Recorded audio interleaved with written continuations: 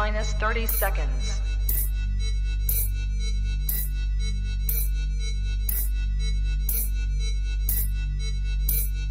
T minus 20 seconds.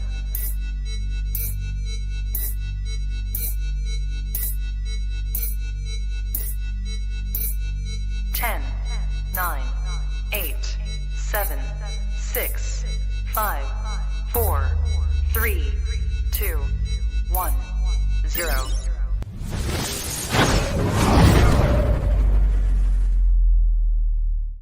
This is Sterling Gates. You're listening to the Flash Podcast.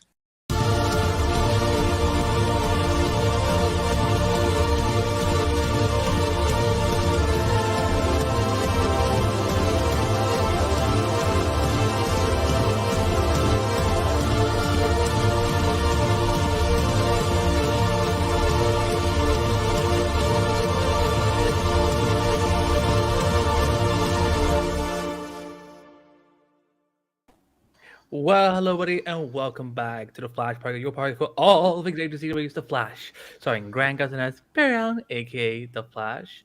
I'm your host, Andy B, as always, and we got quite a party tonight, y'all. So first of all, we have Lacy, Breeze, and Lacy and Tati are actually here together in their separate parties. They're not shared for once. So, ladies, how are you doing tonight? They're both deafening silence, clearly. They're doing so great. Our separate bodies have silenced us.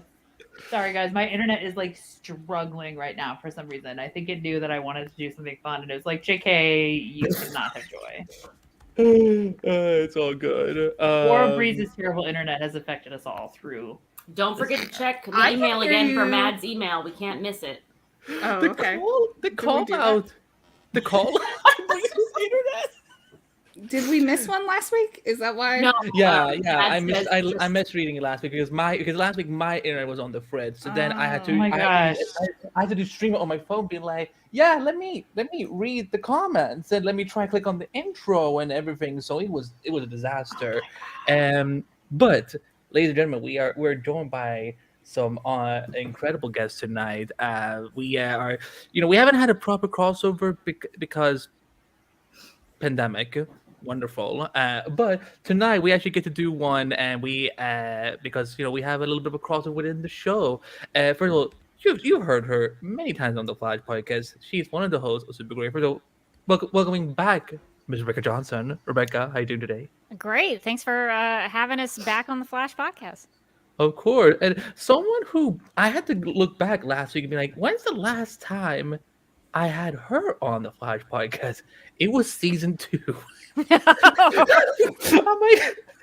while, Andy. It's been a while. But I'm trying not honored. to take it personally, but I'm honored to welcome back one of the other hosts of Supergirl Radio and the Legends Tomorrow podcast, Miss Maureen Glennon. Welcome back. How are you doing today?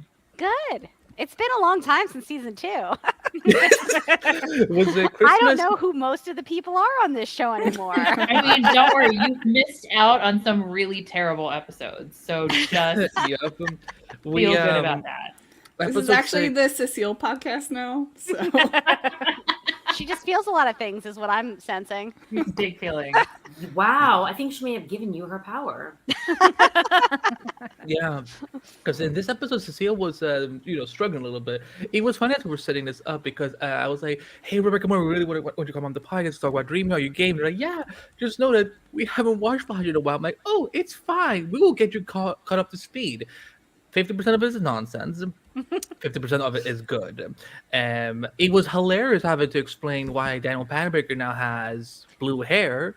She's only got the clip-ins. She's just got the clip-ins now. I was just going to raise my hand. I do have a question for the class. If that's open right now, if the door's open for that. Yes, Ms. Glennon. What is your question? What's happening with that? A bad story. Is every version of Caitlin dead except the clip-in version? Yes. So Frost died last season because they had separate bodies, and Caitlin, because of CW grief, that's how I'm just gonna put it. Because CW grief was like, you don't want to do them. I'm You don't sorry, want to do. I have a follow-up question, Andy, before you get into this. How did they get separate bodies? They're one person. It was a mirror gun.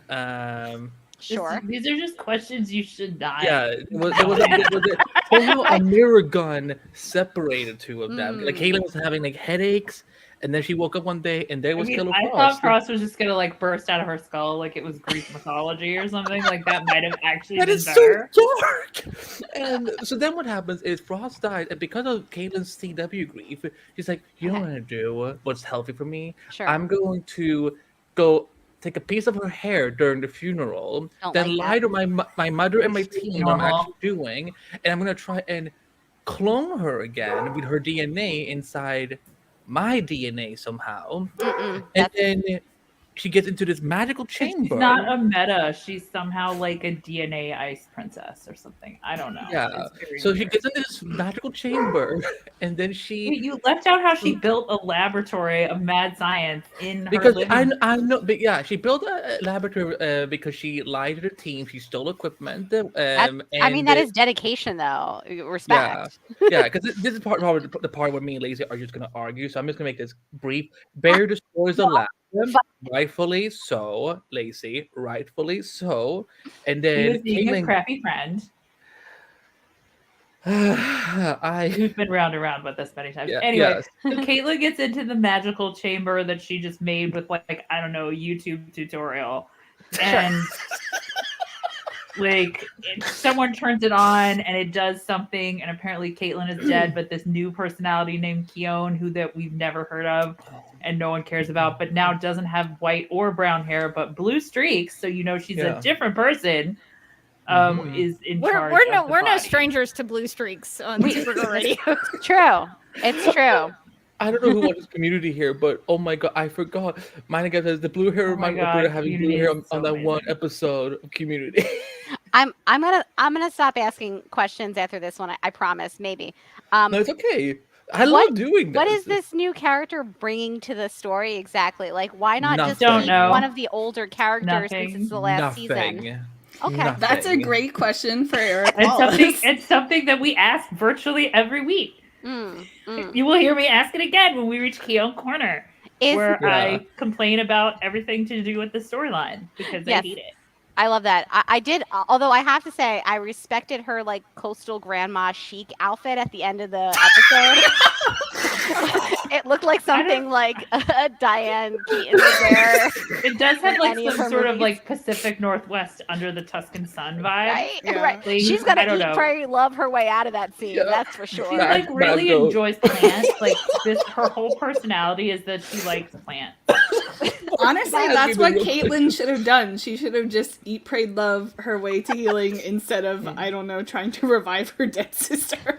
This is probably going to be my favorite episode of Flashback ever because again, like just because again, I don't know. I have just asking Rebecca Morgan, being like, react to these things is going to be fun. Miss Johnson, So do you have any? exhausting, Miss Johnson, guys. do you have any questions for the class? Well, I have a lot of questions about Iris, and I don't Ooh, know if Tati, we you're up. really want to get into the weeds about Iris, because I had a lot of questions about Iris and the Central City Citizen Media. So first question is, why can't she just delegate to other people working in the office? She kind of, her whole dream thing that she was going through was because she, but partially she, didn't want to have her destiny controlled by the future and all the time travel business. But it also seemed like she needed a work-life balance. And I understand that. I've been going through that. So I don't understand why she can't delegate to people in the office. She's working late hours. She can't go to dinner with Barry, who could super speed her anywhere. So I have a lot of questions Only about got like that. 5 employees though, and Yeah, they don't really know how. She can't get somebody else to work like the third shift. She's working Well, like the here's the- graveyard shift. apparently not. Here's the- Because so- sometimes What time is it? she doesn't show up for weeks, and it's totally fine. And then sometimes she's working 24/7. So So she's you like just don't know. She's kind of like a Cara Danvers journalist in that way. Yes. she is about to get a Pulitzer, so it's all in the same level. Of That sounds productivity. about right, That actually. sounds- But I feel we've That's seen right. Iris go to work more than Cara because it's like every time, like I think I don't remember I can only remember one episode in season 5 where Cara was at work, and then the series finale happened when my editor in chief. Yes. Yeah. So Rebecca, to answer one part of that question is that so Allegra, I know you like she is. No, I know who completely- that is. Yeah. Yeah. Oh yeah, okay. we're She's up supposed to speed. be. We watched that last crossover. She's supposed to be the managing editor, Okay. but yeah, sure. she's hanging around at Star Labs all the time. So I mean, I think they still only publish maybe like 2 articles a day now. They were doing one for like a very long time, like their One Piece. Now they The might be funny doing part, 2. though- It might be one longer one. They have not a sure. podcast too, though. Don't forget the They, podcast. they do. It's a Oh. podcast, and that podcast has had one guest so far, and it was great. Well, and speaking of publishing the one article, is it typical that you publish articles at night? I thought that was strange. Most She's big doing it for news. the she's doing It's it for breaking Global Eastern media Hemisphere. empire, She Rebecca. feels It's that. global. Okay, so this could be early in the morning in like, Europe Jakarta, I don't somewhere. know. Yeah, Yeah, okay, exactly. okay. Okay, What we yeah, can- I was what we just can- curious what I about can that. confirm is that we know what type of company this is because I remember with Catco, it was like, is it a magazine? Is it a newspaper? Is it a website? At least with this, like, It's all of it. Yeah, it's all of it. So, we won't get into so much of this. So I am so excited. I told all my friends, like, do not call me at 9:30 p.m. I have very special guests coming, because I knew this was going to be very fun. So we're gonna get into. There's no news, sadly. I mean, why would there be news? Sir, The show. Please do we take a second to look at everyone's comments in the chat about the state of Arrowverse journalism? Arrowverse standards are pretty low. Arrowverse. That True. goes. Iris Bozo, you can't. I mean, the fact that Iris even shows up, honestly, she's an inspiration to Yes. Arrowverse journalists everywhere. Exactly. She's doing the damn That's thing there. that's why Nia said that it's her role model. Yeah, Yeah. her She career has role Kara model. right there. but New Iris her Rachel role is model. here. This is also the woman who was told she was supposed to be killed by Sabotage in season 3. Yes. Oh, that didn't. Yeah.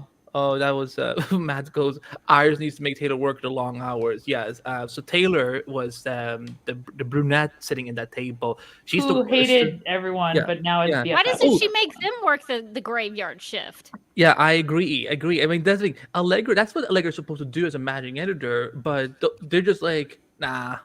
You She's forgot so to busy. mention Allegra went from like intern to managing editor in one season, pretty much.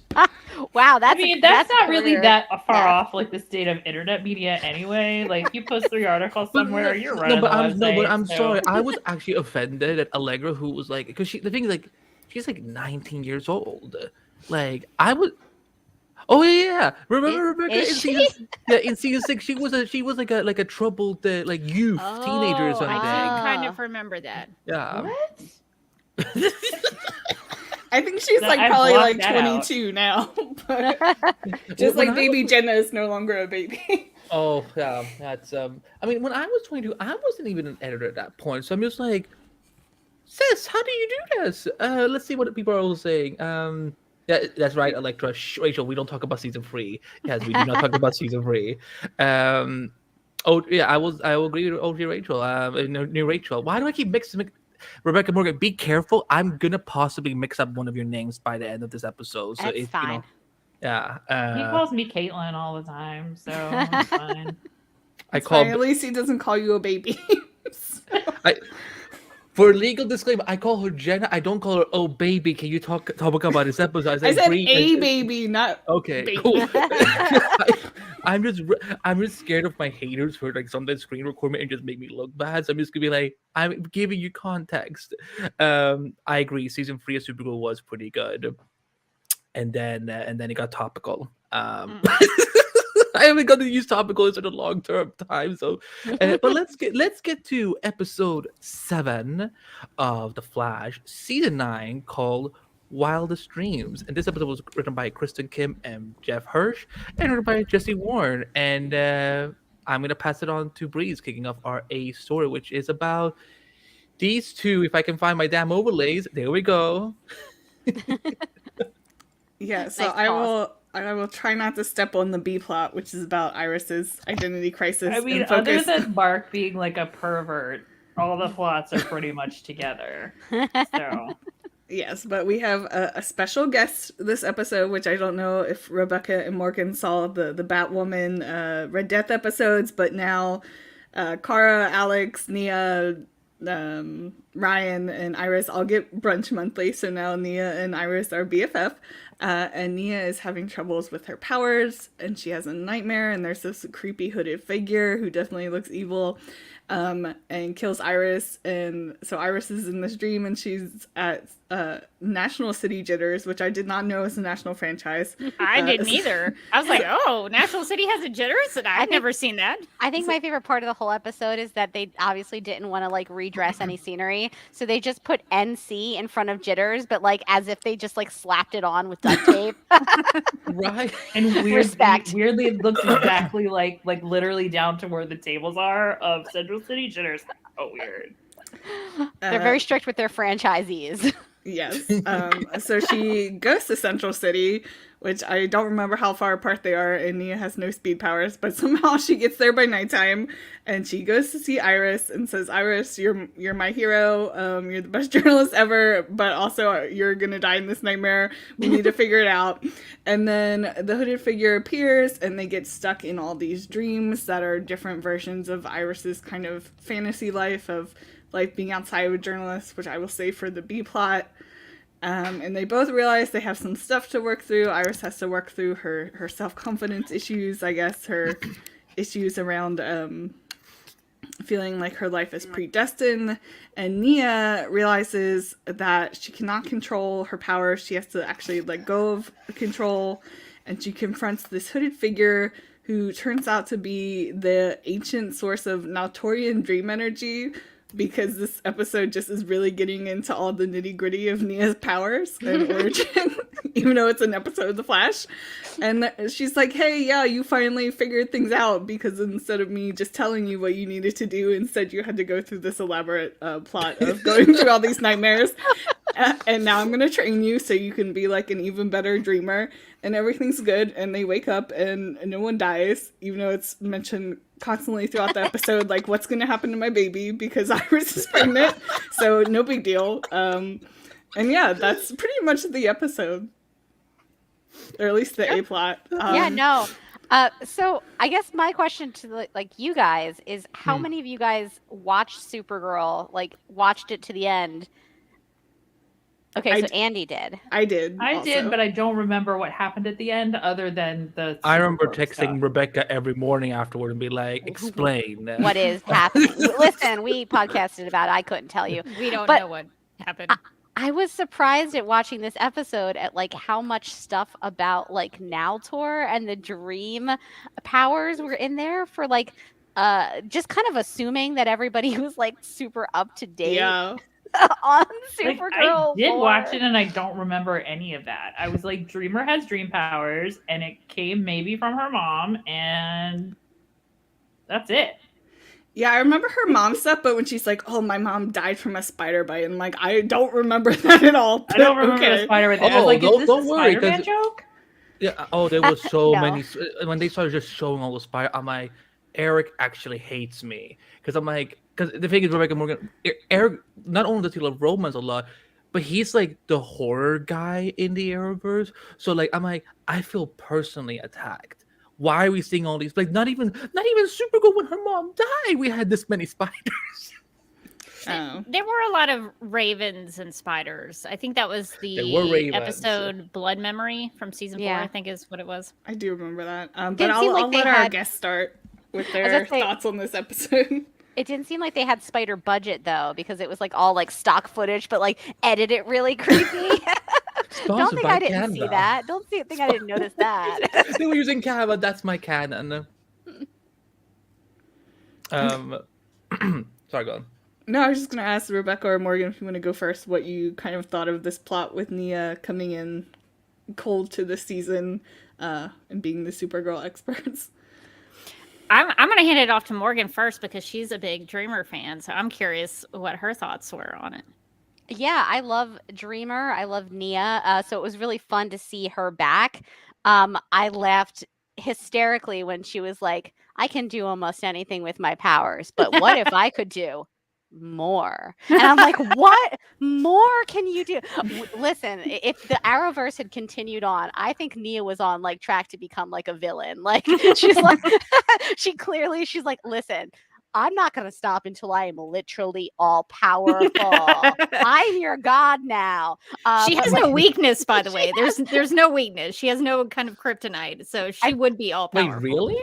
No, she has. I think her only weakness is like if you insult her dream puns, that's going to hurt her feelings.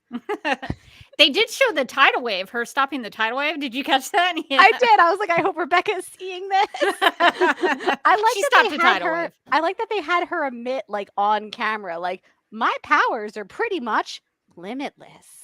Because we really struggled when we watched Supergirl at like how is she doing this? What can and can't she do? And the answer was like, whatever the story needed her to do that episode, that's what she could or couldn't do.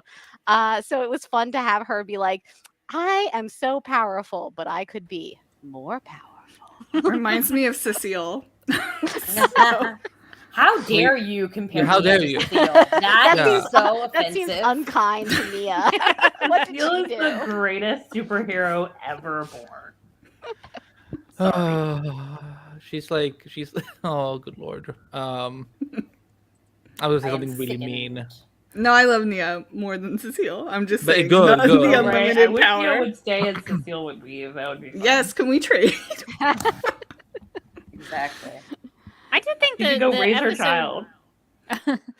I did think the episode did do a good job of showing Nia's powers, showing where she gets the powers. Because at one point, because we had to sort of figure it out over the course of Supergirl, but they did a good job in the episode showing that she has the dream energy inside of her, but it's kind of controlled through her gauntlet that she has. So that glove that she wears, that sort of helps her, control where she wants the dream energy to go, because she can turn it into lassos. She can make dream energy guns and go pew pew. So she can do pretty much anything as long as she has that gauntlet. So I was actually really impressed that they had that detail in there where she loses the powers and she looks at the gauntlet. I was like, oh, okay, cool. They've thought this through. And so and Morgan mentioned all the Naltorian stuff. I was pretty impressed with that. And they actually furthered her mythology by talking about this ancient source of Naltorian power, which was this original dreamer character. So I thought that was pretty cool that they took what Supergirl, the TV show, had done and sort of furthered out that mythology. And I'm actually kind of curious if Nicole had any input on that, because Nicole Maines is writing this, dreamer graphic novel. So I'm curious if that's something that will show up later on in the comics. But I was actually, I laughed about how absolutely limitless Dreamer's powers are, because it's a little bit ridiculous. But I thought the show did a really good job of using what Supergirl did on the TV show and translated it to another audience to kind of get everybody on the same page. I was impressed that they dove into some of her trauma from Supergirl that obviously viewers of The Flash, maybe if you're only watching The Flash, you're not going to know that her mom died from a spider bite. And so I thought that was interesting that she's like, I have to let go to get my powers, and I have to go through this, Party City Halloween store to face my fears and stuff. I thought that was pretty good. I was like, oh, cool. Some nice character moments for Nia, probably more than I thought. I figured this episode was going to be more about her popping by to be kind of part of the Flash storyline, which not that it wasn't Iris heavy as well, but I mean, the last time Alex stopped by, she got to only be a matchmaker and talk about the power of Lerv. So this was a much better showing for Nia. Yeah. And I like that they did a good job in the writing tying the Dreamer stuff into Iris's struggle, because when Nia first has that dream, Dreamer has, or the Dreamer, they kept calling her the Dreamer on the episode, and I was like, did they call her that on Supergirl? I always feel like they always called her Dreamer, not the Dreamer. You're on the Flash now, so it's like the everything, the Batman. Oh, that's true. The Flash, the Dreamer, the Suicide Squad, the Dreamer, the Supergirl. But back at the beginning of the episode, Iris comes into the dream and she says something about the fact that it's about control. She tells the Dreamer that at the beginning of the episode, and there was a pretty cool through line, I thought, because I guess I'm so used to end of Supergirl writing that this was actually really impressive to me, that they actually had themes that connected. But there was a thing about control in this episode where Nia eventually, when they're kind of trying to get out of Iris's dream, she's trying to protect Iris, and she says, I am the dreamer, I am in control, and I'm not going to let you hurt her. And then I thought it was cool that there was this thing about the dreamer, Nia Nall, trying to let go of some things. And then Iris's issue was that she wanted, I felt like Iris wanted control because she wanted to be able to control her destiny. She wanted to be able to control the choices in her life and not be dictated by what the future tells her that she's going to be. So I thought it was kind of a cool way of tying those two characters together, in that Nia was kind of needing to let go of some of that control, and then Iris was having to kind of get some of that control of her life back. So I thought that was cool. I like that. I see a lot of people in the chat mentioning that it gave them like Buffy vibes, which I also thought while watching this episode. I'm a big Buffy fan, so I was like, oh, she's like meeting the first dreamer, like Buffy met the first Slayer. Spoiler alert on Buffy. So I was like, oh, it's good to see like some things, you can bring them back around. There's one in every generation. Into every generation, there is a dreamer. Her powers limitless. Her puns amazing. Oh, good lord! Oh, that's so. Maybe one of the writers was like a big Buffy fan, and they're like, because I don't know because you guys probably know this better than we do. Like, is any of this like the first dreamer and the way they get powers? Like, is this at all from the comics, or like from the Nura? Yeah, Dream Girl, the Legion of Superheroes. Nura has a sister who is also kind of I think she's somebody fact check me in the comics, like she's like the White Witch. I don't know if that's something witch. Missa, I think is her name. So she has a sister, and some of that Naltorian stuff about the powers coming down from generation to generation, that is something that's in the comics. But I don't know about like this original dreamer ancient source of Naltorian technology. That's something that's out of my knowledge. So I don't know. White Witch, yes. So I actually thought because I was kind of curious who the hooded figure was. I was trying to guess while I was watching the episode, and I thought it might have been Maeve, her sister. I thought it would have been a stretch to get that actress back, but I was Missa. So I was surprised by the original Dreamer thing, because that was not something I knew of from the comics. So it could be, but I'm ignorant on that. Anything you want to add in, Morgan? I mean, I don't have like a depth of comic knowledge, so yeah, I wouldn't be able to add too much. Nicole Maines probably knows way more than me. Yeah. I was wondering if it was maybe something related to like, because I know she wrote something last year. See, this is how much I keep up with DC these days. I know she wrote something last year with Nia. Was it for DC Pride or something?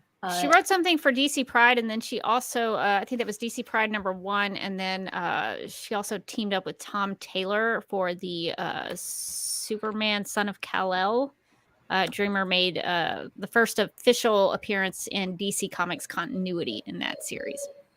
Yeah, so she's been writing some comics, and then she's got her the Dreamer centered graphic novel that's going to be coming out at some point. I think maybe next year. I heard next year. She did an Instagram live. She did an Instagram takeover for The Flash, and I think she mentioned 2024. Oh, she was so much fun. She was so much fun on the Instagram live, and she showed a border that she had with all the articles of Nia. So, but yeah, no, sorry, I don't know whose turn was to speak, so I will let Breeze decide. No, you can go ahead. Listen, I love Nia Nall. I love Nicole Maines. That Dreamer was one of my favorite characters on Supergirl. As ambitious as her powers were on the show, here's the thing. I can accept it. It's a comic book show. It's fine. But I love the fact that the Flash was kind of like, let's just kind of acknowledge the fact that this episode was very self-aware, which we'll get to in Keon Corner. But I was like, I really thought Candace and Nicole were so good together. It kind of makes me wish, why couldn't we have had them come together sooner? But I guess, when they were filming Supergirl and Flash, that was during in the midst of the pandemic, so I don't think they were even allowed to like visit each other on set or anything like that. But like you can tell they like each other. They love working together. There was so much fun, and I love that. And we will talk about Iris's progression in the next arc. But like, yeah, like this is also some of the things makes me wish that we'd had more arcs with Iris and Kara. They could talk about how little they go to work sometimes. They could have really bonded over that. Yeah, and it's like or like Lois and Iris. Also, they're super nice apartments that they pay for on like a blogger salary. It's fine. Totally realistic. I don't know what you mean. For real. Yeah. Oh my god, I remember when I was actually watching some Supergirl season 1 last weekend. I remember looking at that set of Kara's apartment. I'm like, did Cat Grant pay her dad well? Like to afford that? So Barry goes to work once a month. Look at that apartment. She's got the dream job situation right there. We forgot to tell Morgan and Rebecca that Barry's getting promoted to director of CSI, even though he goes to work. Congratulations, Barry! Wow, Barry, Moving on up. You did it. I mean, imagine how far he could rise if he went to work 2 days a month. He'd be like president. He would be president of the whole city, I think, at that point. Electra is right. Iris goes to work more than Barry does. That is true. I think after 901, I don't think Barry has been to work since. But that was when he had to go to work to ask for the promotion. Bold. I showed up here today. Wait, I know. Wait, hold on. I have the perfect excuse because it was a Groundhog Day episode. He went to work. Like 3 times. He went to work. No, he said how many times they repeated that day. So it's like, what if he's like, you know what? I've appeared now at work 365 times, so I don't have to go to work the whole year. For a whole year. But no, but I really enjoyed their team up. Because I don't know much about like Dreamer stuff in the comics and whatnot. So it was cool how much they got into that. Like again, I'm also a Buffy fan. Like when they talked about the first Dream, I'm like, the first Slayer. But it was fun, and I mean, here's the thing, because I don't know if Rebecca and Morgan had, I hope you guys love each other enough that you didn't watch the last episode of The Flash, because it was painful for all of us. Like it was bad. It was. I saved myself by not doing any homework before this recording. I'm proud of you. I'm very proud of you because it was hard. So coming into this episode, I'm like, look, this feels more like The Flash again, and I love that all the alternate realities they went to, all the scenarios of them being a barista. Although when I heard Iris talk about being a barista, I'm like, why am I supposed to be laughing here? And then all I see is Kendra in my head.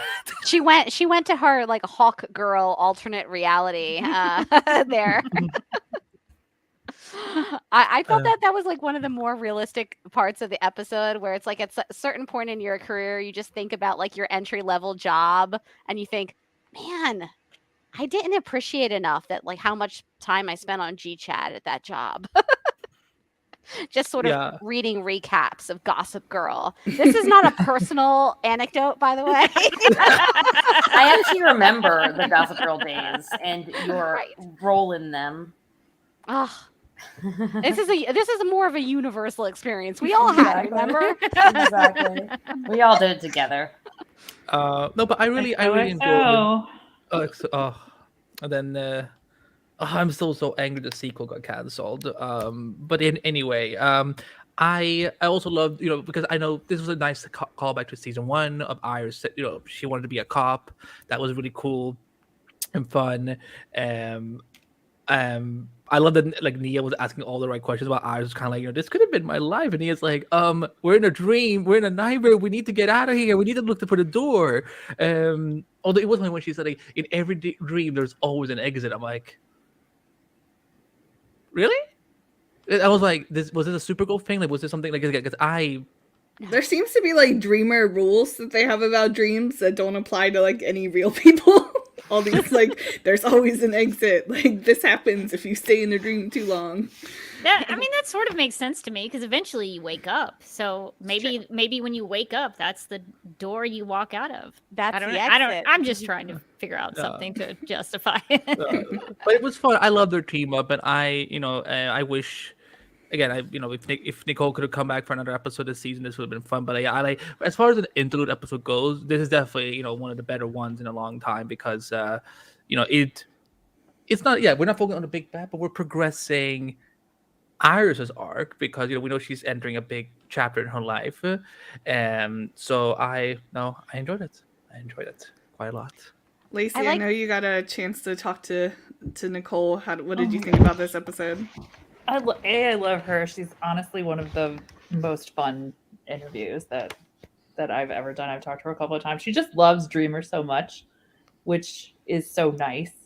Because sometimes, you talk to actors, you could tell they're kind of BSing it a little bit about the character that they play, but she is just like ride or die for Nia, and I love it.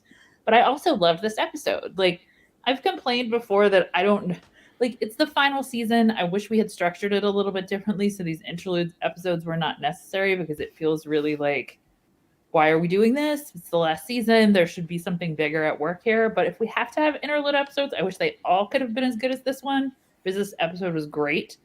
I feel like you have, I just love Nia and I love Dreamer and I loved getting to see the character again. But I really loved that a lot of times when you get like guest stars, especially from like other shows on shows like The Flash, they're just kind of there. Like to be there, but she had a real arc. She had a real story. Like she was really integrated into the episode. And I will never forget what part of that crossover that kind of wasn't a crossover where Alex Danvers was literally like a head on a video screen for 30 seconds. And I wanted to like light everything on fire. But this was so good. It said something important about Nia. It said something important about Iris. Like she had a reason to be there. She changed over the course of the episode. She learned something about herself. Like just great storytelling, I think. And not to be like real political about it, but I feel like given everything awful going on with trans people in this country right now, just having a trans person front and center on The Flash is really important. And I'm glad they did it. Tatiana? Nia's such a great character. I was going to say, Nia's such a great character. I did really think it was so funny, though, at the end that everybody was like, oh, my God, the first Dreamer. She's so nice. Like, she did almost kill both of you, though. I mean, it worked out. She could have taught you that lesson some other way, it feels like. Like, again, an email. Yeah, like, not through Cecile's. This could have been like a Zoom call or... Yeah. Instead, we got Cecile's BS sensor. Oh, Cecile. Oh, my God. Tatiana, what did you think of this episode? I don't have anything to add other than there's no way that Nicole Maines did not have input on that storyline and on the lore, because never in the history of Flash has a character of any kind with any powers gotten the kind of detailed backstory that she did, or the logical and sensical world building that she did. I take you back to the height of the Flash, season 1, when there was an entire like 275 issue arc about Reverse Flash hating Barry, and instead they said, "Why are you doing this?" Because I hate you. That is the level of the Flash lore and world building that we normally get. So this really was just leagues and leagues ahead of its time. Nia was great. Iris and Nia besties. I never even would have thought to compare her to Cecile because her all-powerful, limitless, ever-changing dream world of powers, again, makes sense for her character. Unlike Cecile's. Also, at least she's like legitimately like learning how to use them, and they're growing in a way that makes sense, instead of just Cecile where she's like, well, I can levitate things with my mind now. I mean, like, imagine if Nia's powers worked like, I had a dream, and in that dream, and then the things just happened. Yeah. That's how she does her dream. Cecile has telekinesis now, guys. Cecile is telekinetic. Because Cecile's powers work like, I felt something, and now things are happening because of the thing that I'm feeling. I'm like, okay, bye. I feel every one of these shows has at least like always like one character that is always like just a BS nonsense. Like, you know, like they can just do whatever, however. We know whose Arrows was, but I'm not gonna say the name because I don't want hate. Flash has Cecile. Black Lightning had Gamby, who could just do anything, but we love Gamby. But yeah, Cecile, like it's like when you look at Nia and you look at Cecile, it's like Nia makes sense. Cecile doesn't. And to be fair to the Supergirl writers, it's a sentence I don't say all that often. They realized that they overpowered Nia, and then they spent like the final season having her be like, "I need to understand my powers. What can't I do?" Right? They did kind of the sky's the limit for Nia now. But they at least were like, okay, we maybe did a goof. And we're just gonna walk that back a little bit. Yeah, remember that time she dug a hole in a baseball field? Do you remember that when they went to go back in time? Rebecca, you're trolling us now. She didn't do that. No, she did. Happened. And Absolutely. one of Supergirl's big things in the Silver Age of comics is that she was able to dig holes. Like she dug holes. Wait, that's a superpower? Yeah, I mean, she could dig Power just with her digging her super strength. You know, she could dig holes. But I was like, oh, so Supergirl's not doing this. This is okay. Yeah. Listen. So they did overpower her a little bit. Yeah. See, the Flash writers what's did the the- opposite. Instead of pulling back on Cecile, they just kept doubling down every season for They no were like, reason. but what if she could read minds? What Wait. if she could... You know what it is?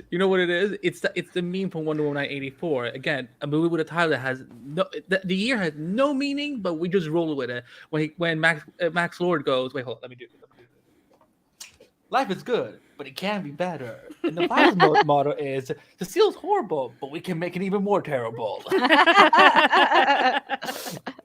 Oh my What God. new powers can Cecile get? You guys have some episodes left to find out, and I'm excited for you. I have a question for I Rebecca mean, Morgan. Charmed keeps coming up, so we're wondering if she's gonna have like all of them, because I think she asked for projected at one point, so I think like she Yes. just needs Piper's ability to like blow stuff up, and then she will be the she's power close. free. She's close. Really close. Cecile And then it will Astral set you Pre- free in that the show will be over at that point. I'm sorry, I'm trying to wait. Cecile astral projected? Did you repress it? I think must so, have. because she can like project into people's minds, right? Oh, wonderful. I think Dreamer can do that too. I think. But We but- already but- established that Dreamer- Dreamer can do anything. yeah, and Yeah. but it makes sense. Cecile is just like, and this is the thing. I was because I watched the episode this morning, so I was actually able to scream at my TV when they're like, Cecile, can you feel what Iris and Nia are going for? And she's like, I cannot. I'm like, really? Are you fucking kidding me? Yeah, but then she sensed the original Dreamer. She's like, it's like a guardian angel. It's like, that's a different show, Cecile. What are you talking about? Also, how does the guardian angel feel mentally? Exactly. Anyone? Cecile knows. I feel like there's something I would see like on one of the and Rebecca, I mean this with respect, on a soap, like like Marlena would feel like a guardian. Now this would make sense. That's But what makes Cecile- soaps great, is that they don't Yeah. have to make sense and they can be silly. Oh yeah, Lacy, because Lacy, aren't you a big soap fan too? I mean, I used to be. I used to watch with my grandma all the time. We love Young and the Restless. Same. Victor Newman totally like destroyed Evil Longoria on Twitter. If no one saw it, it was amazing. That is amazing. Yes. I love So with Rebecca, you could talk about soaps. With Morgan, you could talk about like Pretty Little Liars and Gossip Girl, stuff like Sure, that. yeah. So I yeah, can take all high of art. yours. we hated episode 6 so much that we would literally spend like 5 because Lacy didn't know that the great Chad Lowe came over to our show and directed an episode. I'm like, aka Ah. Arya's father, and she was like, Chad, "Oh, wasn't Chad Lowe on Supergirl as well? yeah, he He did. Yeah, was. Thomas He was. Scoville, He was yeah. part of the cult, right? Tico, Thomas Scoville. yeah. Maybe we thought this was the Arrowverse the whole time, but maybe really it's Chad Lowe that brings us all together. Yeah. No, so we literally spent like 5 minutes talking about Pretty Little Liars, and we just like we're doing everything we can not talk about this episode. And I'm like, yeah, there you go. Yeah, but I we had a like went question- through like who our favorite liars were. Team Spencer. Oh, it's always for life. Spencer's always Spencer, come on. Yeah, That's yeah. There's one right answer, and it's Spencer. Yeah, Unless you love giant earrings, and then it's Arya. Oh, but then she gets with not what's me. his face, and it's nasty. Terrible, terrible. I have a question for Rebecca and Morgan, because this is now the third time that Flash is like because they're talking about like we need to call Kara and Brainy or John. They're off world. I'm like, Oh my god, they yeah. were never off world this much when Supergirl was actually airing. So They were almost never off world. They I were know. off Were they all world. together? Did they just get a party bus? They party were ship? off-world 3 times that I can think of. One was in Supergirl Lives, when they went to that Slaver's Moon, I think. Then they went Yes, to like Mars, season 2, and then they went to Argo City. They So got in, they would have been. I know that they got in Jean's cool spaceship car a couple of times. Yeah, they but I did don't that to know- go to Mars and to Yes. Argo City. That's how they would travel. Yeah. They travel in style, but yeah, they didn't have like off-world budget back then. Fair But now enough. that it's just sort of like whatever, it's off screen. They could be off-world all the time. We wanted them to go off-world more We- often. We wanted but- to see. Remember when we talked? We were like, wouldn't it be great to see like Now Tour? They keep talking about it. They didn't have spider budgets. They don't have Now Tour budget. No. Jordan, listen. If they were fighting Darkseid, do you know how much me and Rekka would like collectively lose our crap because like Melissa Benoist versus like our Darkseid Ray Porter would be. I mean, I would put the Dreamer up against Darkseid. I think she could take him Yeah. what with would all of her Darkseid's- various powers. She puts him to sleep, and we just see what Darkseid is actually dreaming of. He's just like, I just wanted to be loved, but no I one. think appreciated Darkseid's dreams are a little scary. I don't think you'd want to go into. You don't think it would be like a therapy session? We could loop in Kelly. We could get Oh, Kelly in true. there. Yeah, we could Yes. get Guardian Get in the whole, there to the do a whole therapy Supergirl session. cast. But I love that again. Like they're off world again. But I'm just like, where are they going? And also like, is Kara like? Because I'm like, listen, Kara is the editor in chief now of Catco. Also, everyone knows Kara's Supergirl, so maybe things are a little bit tense for her. She has to go off world a lot now. But wait a minute, if everyone knows Kara is Supergirl, Yeah, don't think about it. Don't think about we it, decided not to. What wouldn't people start figuring out that something is up with Clark Kent and Superman? Well, they- that's okay. They're in their own universe. You don't even have to worry about Well, I them. mean, this world's Superman. Yeah, was. people do know Supergirl and Superman are cousins. That happened pretty early on. Gonna She be told awkward, yeah. Cat Grant it, yeah. And didn't they say that Clark when oh my god, was it 201 or 202 where Clark said that he's literally Kara's cousin? I'm like, You would think somebody's going to connect that. People are gonna put some. oh my yeah, god, my head together hurts for sure. My head for hurts. Um, Maybe that's why she couldn't make it. She's really busy with like the fallout of her drama, her personal drama. oh wait, we had another funny Supergirl reference in the premiere that I really want to hear your take on. Cat Grant was trying to buy Iris's company. Really? All 5 employees?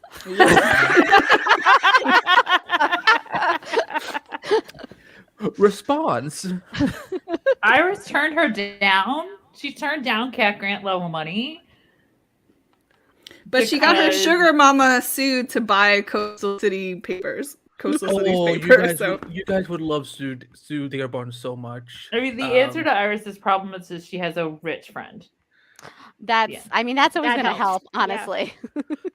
Oh, what if we could have gotten Callista and like Sue and Natalie Dreyfus in a scene together? I'm like, because they're both rich. But I'm just like, what does Cat need another company for? Another media company? I mean, for? not for nothing. Why would she want this one?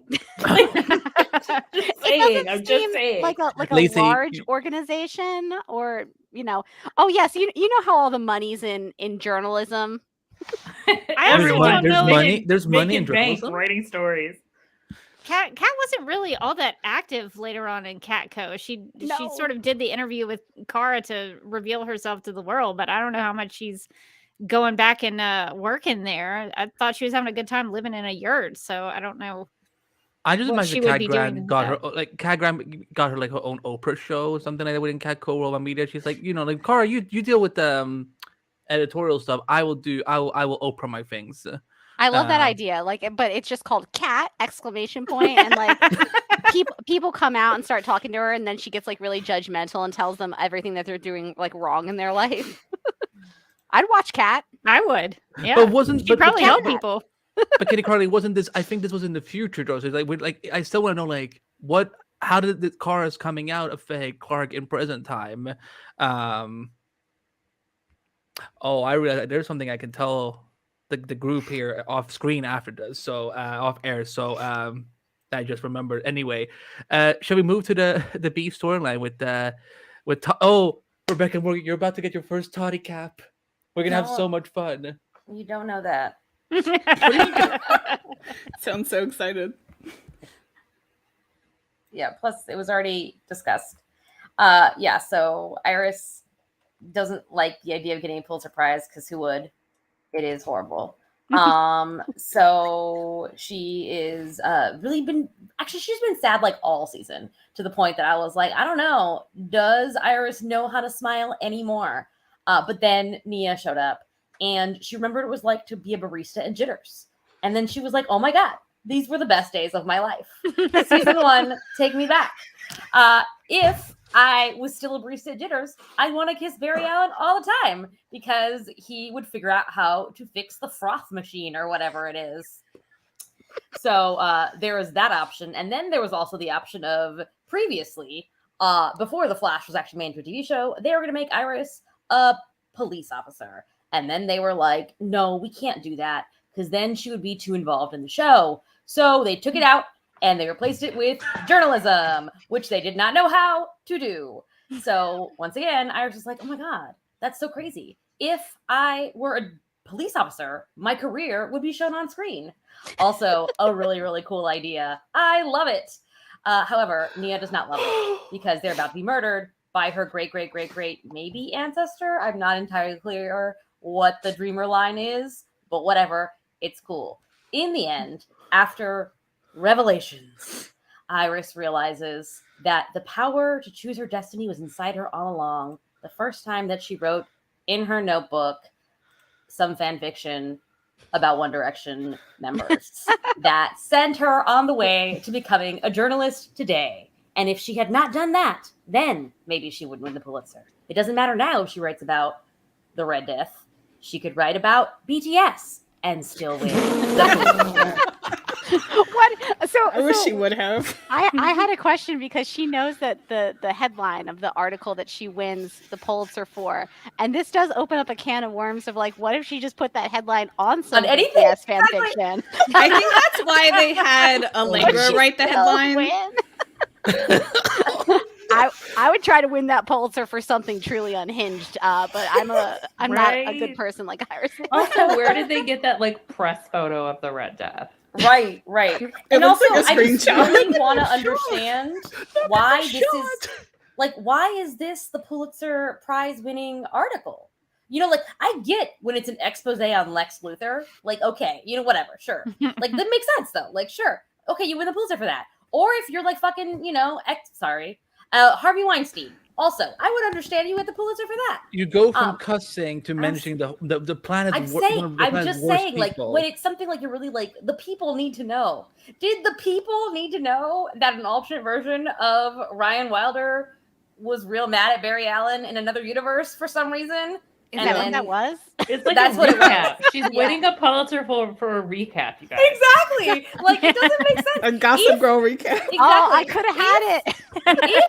You just had Got a really cool storyline. Like, if this Red Death had actually taken over Ryan's life and then was wreaking havoc as the head of Wayne Tech or Wayne Enterprises or Wayne whatever, you know what I mean? And she realized that this wasn't the real Ryan Wilder and exposed that and then got her removed and found the real Ryan and that was the story, that would be awesome. Win the Pulitzer.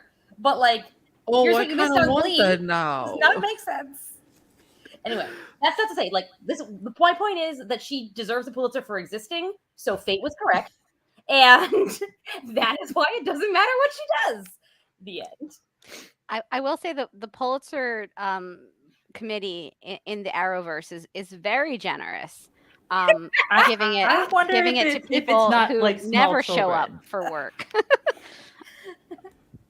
I think it could be kids think the committee Wait, could be comprised of children. Rebecca Morgan, on Supergirl, did we actually ever get to see that article that Kara wrote that won her the prize, or was it just like, this is the prize you get? I think we saw the headline. So, at the end of season 4, Kara wins it because she writes about Lex dying, or Lex being behind Yes. Red Daughter or something to that effect. But then, and she has the Pulitzer party at the beginning of season 5 when she tells Lena that she's Supergirl, and of course Lena already knows. That's big drama. But then Crisis came, and then Lex lived again. But then she still had a Pulitzer for something, but I'm not sure why, because how can you still have a Pulitzer for an article about a guy who died when he's still alive? So I was very confused about that, but we do have some acknowledgement on the show that Kara won a Pulitzer. Yeah, we could never really track the post-crisis Pulitzer situation because after Crisis, everyone thought Lex Luthor was a swell guy. So, like, what did she win the Pulitzer for? Oh my god, my Here's head what I hope hurts even happened. I more. hope it's an accounting error. It's like they know she won a Pulitzer, but they don't have a record of what it was. And they can't take it back now.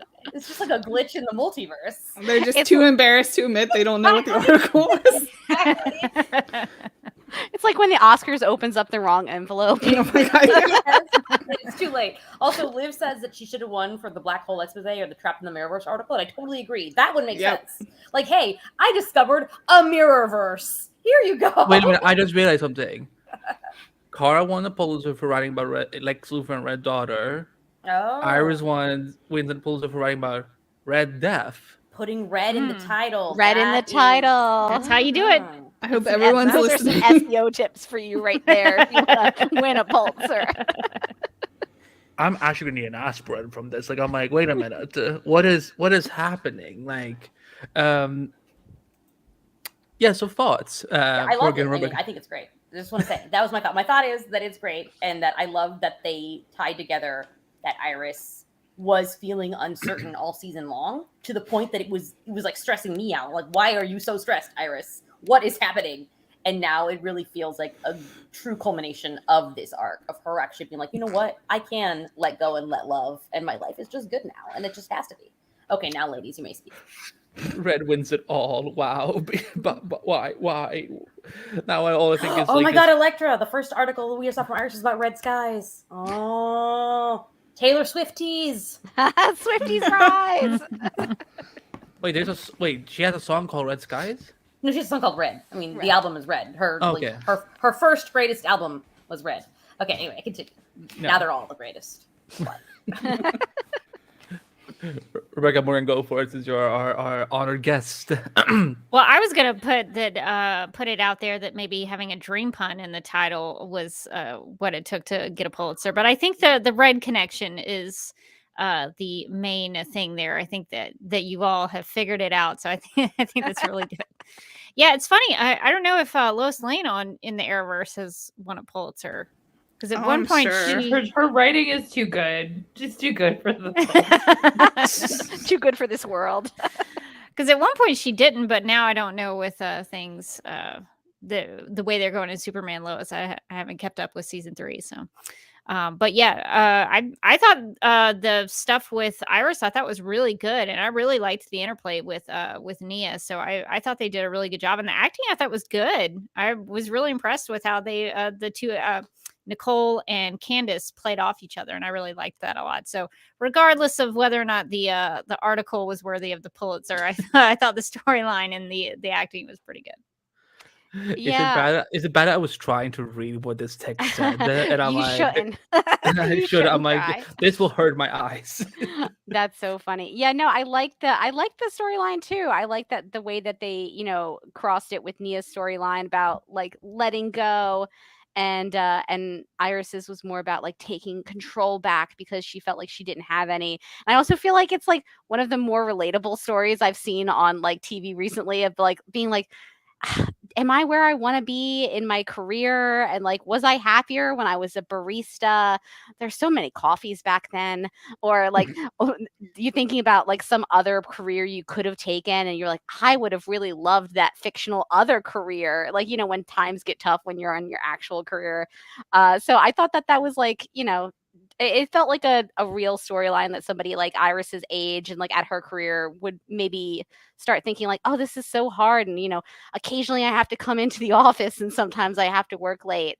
So, it might be nice to go back and did I make the right decision? So I think like the path not taken aspect of it felt really good, especially as she's pregnant, right? She's going to have a kid. And so probably like a time where you kind of like look back at your life and your choices and things like that, just all of the flashy stuff aside. So I thought that story was really good, and I thought Candace did a really good job with it.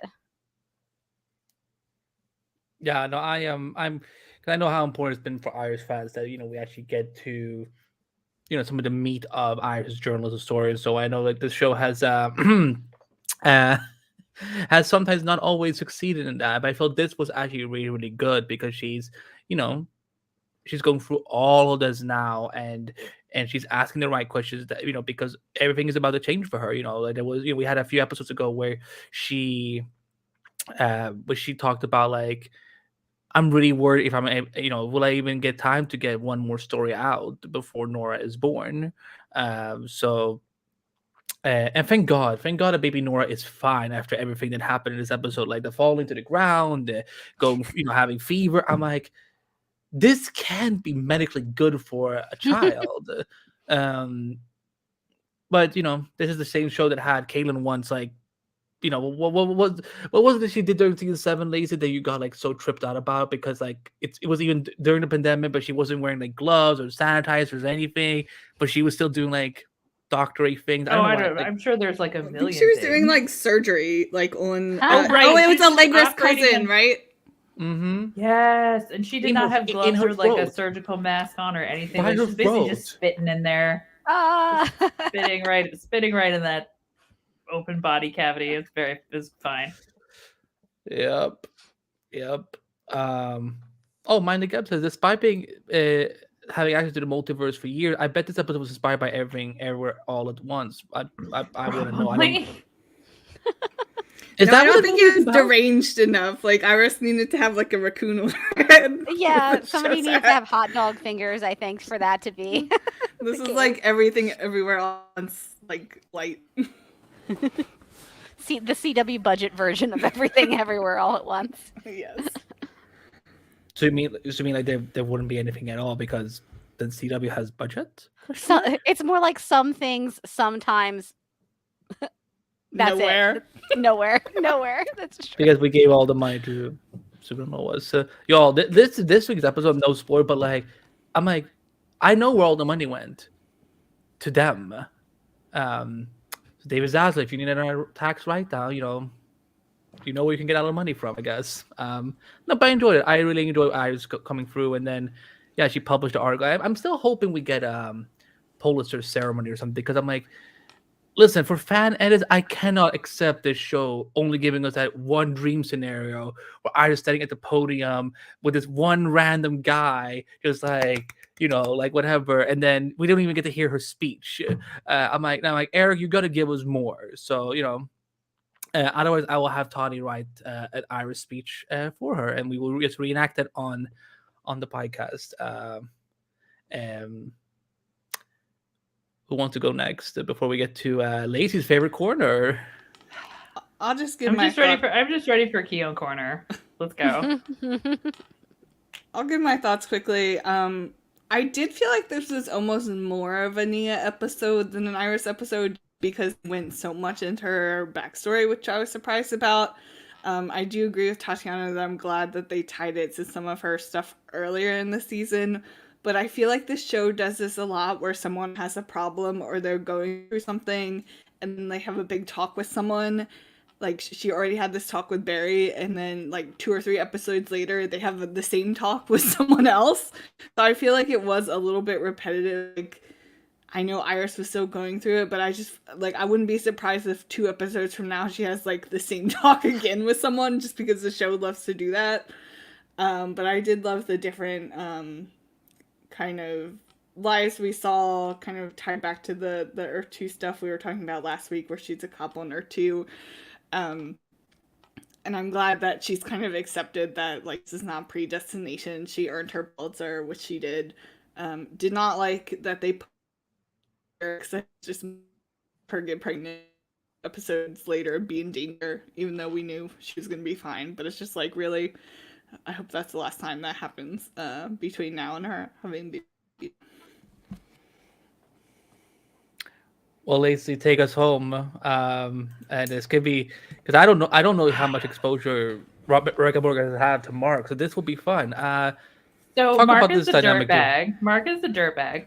I think we got a lot of exposure to him. Yeah, you got we more really than did. you ever need in your life. Oh, Mark is, no. is That gross. was what Rebecca was saying. He is a former villain who turned good because he wanted to date Frost, who was the second of Caitlyn's personalities / shared body partners / sisters / whatever we're calling this. And he's been really upset since Frost died, and helped Caitlyn build her mad scientist laboratory / YouTube tutorial kingdom in her living room. And has been just really, he thought that the whole plan, he was going to bring Frost back. He was basically willing to sacrifice both Caitlyn and later Keon to get Frost back, until Keon was like, JK, whatever, I'm my own person. I, Kelly Taylor, all of this. I choose to live and not die for this man or these people I've just met. Anyway, so this week's episode, everybody's like apparently totally fine with Caitlyn being dead, by the way, and is not super upset about it because Keon is here and she likes plants. Anyway, so tell them what they did in 902. Tell them what they did in 902, like after Wait, like except how long has Caitlyn been dead exactly? Has it been ages? Since the season premiere. Oh no, that's not that long. No, it's not that They've long. forgotten about her right away. Yeah, they did. They're not sad at all. They're just like, Keon is great. She keeps the plants and Star Labs alive, and she's nice. That is. She calls the plant. She calls her plant Kesha. I forgot about that, but yes, yes, she does. Anyway, so last week, in the worst episode ever, Keon somehow, like, one of the ongoing things is like, what is Keon? Where did she come from? They've been asking this question for like 7 episodes now. We have no idea. I don't think anybody cares anymore. But last week, Keon managed to make it snow inside. So Mark and Chester are now convinced that she is some form of meta, even though all of their tests are like, no, she is not a meta, but she's also not a human, etc., etc. Mark's really stoked because that's like a piece of Frost. He's like, oh, she has ice powers. She's just like Frost. Like, yes, Mads is correct. Mark will kiss anyone that looks like Daniel Baker. Anyway, so in order to save Mark's life after he got beaten up by the Red Death or whatever, who cares? He should have died.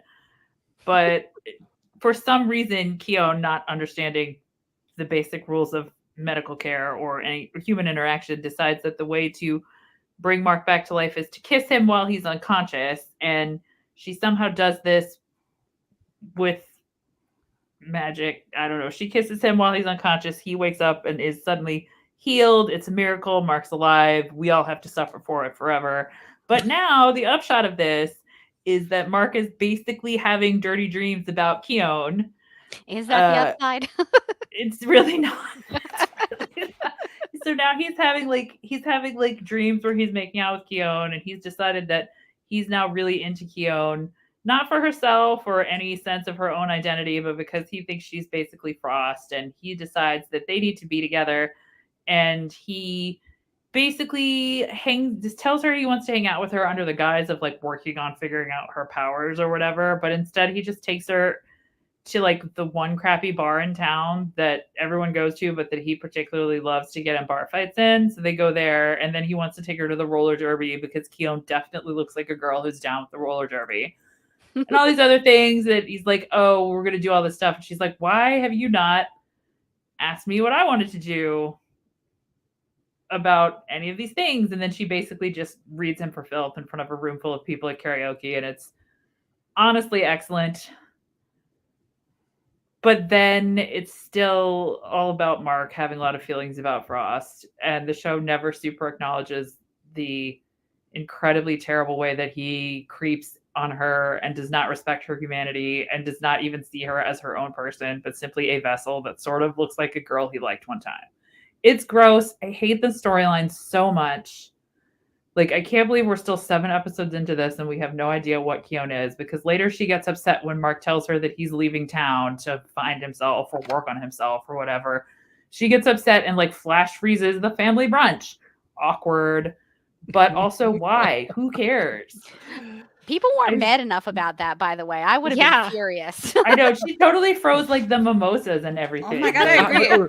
Everyone was so hyped for that casserole, and then she froze it. And that's the only good thing Cecile has done that people are actually excited about, like a good piece of food. Like, I don't know. To mind the Gap's point in the chat, like maybe this is supposed to be a story about Mark's grief or whatever, but number one, I don't care about Mark's grief, because Caitlin is dead and nobody seems to give a crap about that, but we're supposed to care that he's sad about Frost. And 2, none of the story is about any of the women in the story. Like, it's not about Keon, it's not about Caitlin being dead. It's not even about Frost being dead. It's about how it impacts Mark. And he is the character that is basically brand new on the show. I don't, like, who cares? Why does he get this kind of story this far into the final season? And I just hate everything about the Keon story, guys. I'm sorry. Keon Corner is just like the This Is Fine dog area right now. It's just on fire. It's like our dark version of Baltimore Boardroom of like, what nonsense will they give us this week with Mark? 0 days without nonsense. At least Lena had like good outfits. I was about to say, with Boardroom or Ballroom, it was really just like, what insane thing is Lena going to wear into an inappropriate setting? But Keon Corner seems more fraught. Keon Corner is very fraught because Keon is just like, I just don't know. I've said this so many times already, but like, I just don't know why they were like, you know what we should do for the final season is definitely jettison this OG character who's been here since the series pilot, have no one mourn her loss or really even acknowledge it, and introduce a brand new character that you will never get to know in 13 episodes and won't care about. That is a winner. Yeah, the Keon thing is weird because it truly feels like people are more upset about Frost dying than Caitlin. Like, no one really mentioned Caitlin at all in this episode, but there was a lot of like, they legit have not mentioned her since the 2nd episode. She's just dead and no one gives a crap. You know what they did in the 2nd episode? You know what they did in the 2nd episode to like accept that she was gone? They went to a dance club. Sure. I kid you not. Oh, right. They did. They all went out. And then they also voted about bringing her back. Did we mention that? That they there is a scene where 6 characters are standing around and voting which one do we save. Rebecca, like, Morgan, I wish I could make this up. No. They literally vote. That is callous. Oh, jeez. They don't seem like they're great friends. The show is going to bring Caitlin back by the end somehow magically. So wait, did they vote not to bring Caitlin back? Yeah, they voted for Frost. Wow. And then Keon was like, JK, I vote for myself. Boom. Wow.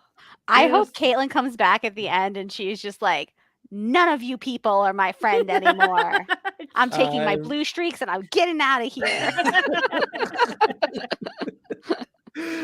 Yeah, I mean, Rachel just said, you know, I was gonna ask if they really fridged Frost, and I don't think they meant to, because Frost's death is actually very like the episode she dies in is very powerful. She sort of sacrifices herself fighting Deathstorm, but like literally everything that has happened since she died has been about undoing like the agency and power of that choice, and it's now just like, well, we're gonna resurrect her whether she likes it or not. I hate the storyline so much, guys. It doesn't sound great. It's not great. I do feel, you know, like that's the thing. Like, even people who don't even like Caitlin, they even feel like this was like horrible to do this to her. Where it's like, like not even like a morning episode, like not even a grieving. It's like again. I love that we got to see Bear and Iris dance, but it's like it is literally right after. But literally, like on They her went grave. dancing to celebrate Caitlyn's life, okay? No. Morgan, Oh my I God. wish I was. Guess making we this voted. up. Sorry, we voted for you to stay dead. Let's get a shot. Everybody shots. How do we even Guys, like? it's How so how are they even gonna explain that? Because the thing is, like, there's no way Caitlyn is gonna be gone by the series. No, there's no way. But she's gonna come back in like the next to last episode or like the last episode, and then she will not. And then her arc for the final season of the show will have been being dead, Well, which is great. to be fair, like I haven't caught up. I haven't kept up with the Flash at all. But it did seem like for a couple seasons there, they truly did not know what to do with Caitlyn at all. Oh, they Was haven't that for still years. true? They Okay. haven't They for never years. figured it out. That was my vibe as I well. mean, the only move they had was she's gonna get a boyfriend who's gonna be evil. And She then got once a they couple of realized those, that right? people were onto that, they were like, JK, she's got a person living in her head. That's Wait, better. And then she dates this really nice, boring guy, but breaks it off because she tries to revive her dead husband instead.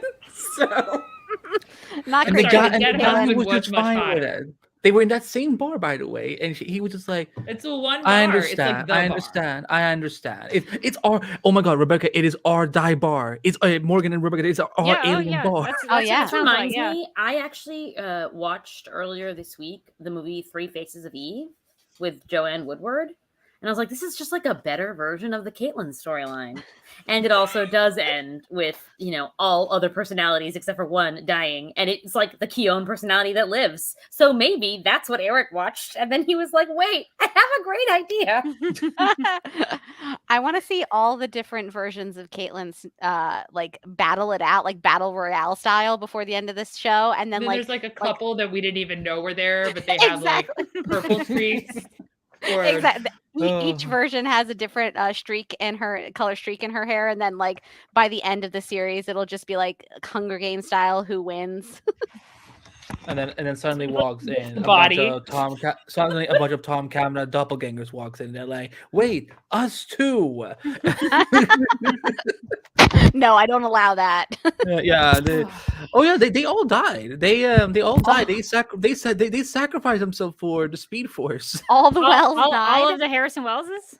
Every Oh, I forgot Yeah. about that. Brutal. Yeah. That's right. I love it. Like, this is my favorite episode of the Flash podcast season 9 because I love to just get to catch Rebecca Morgan up on some of the good things, but then some of the nonsense that has happened over the last couple of years because Oh my gosh.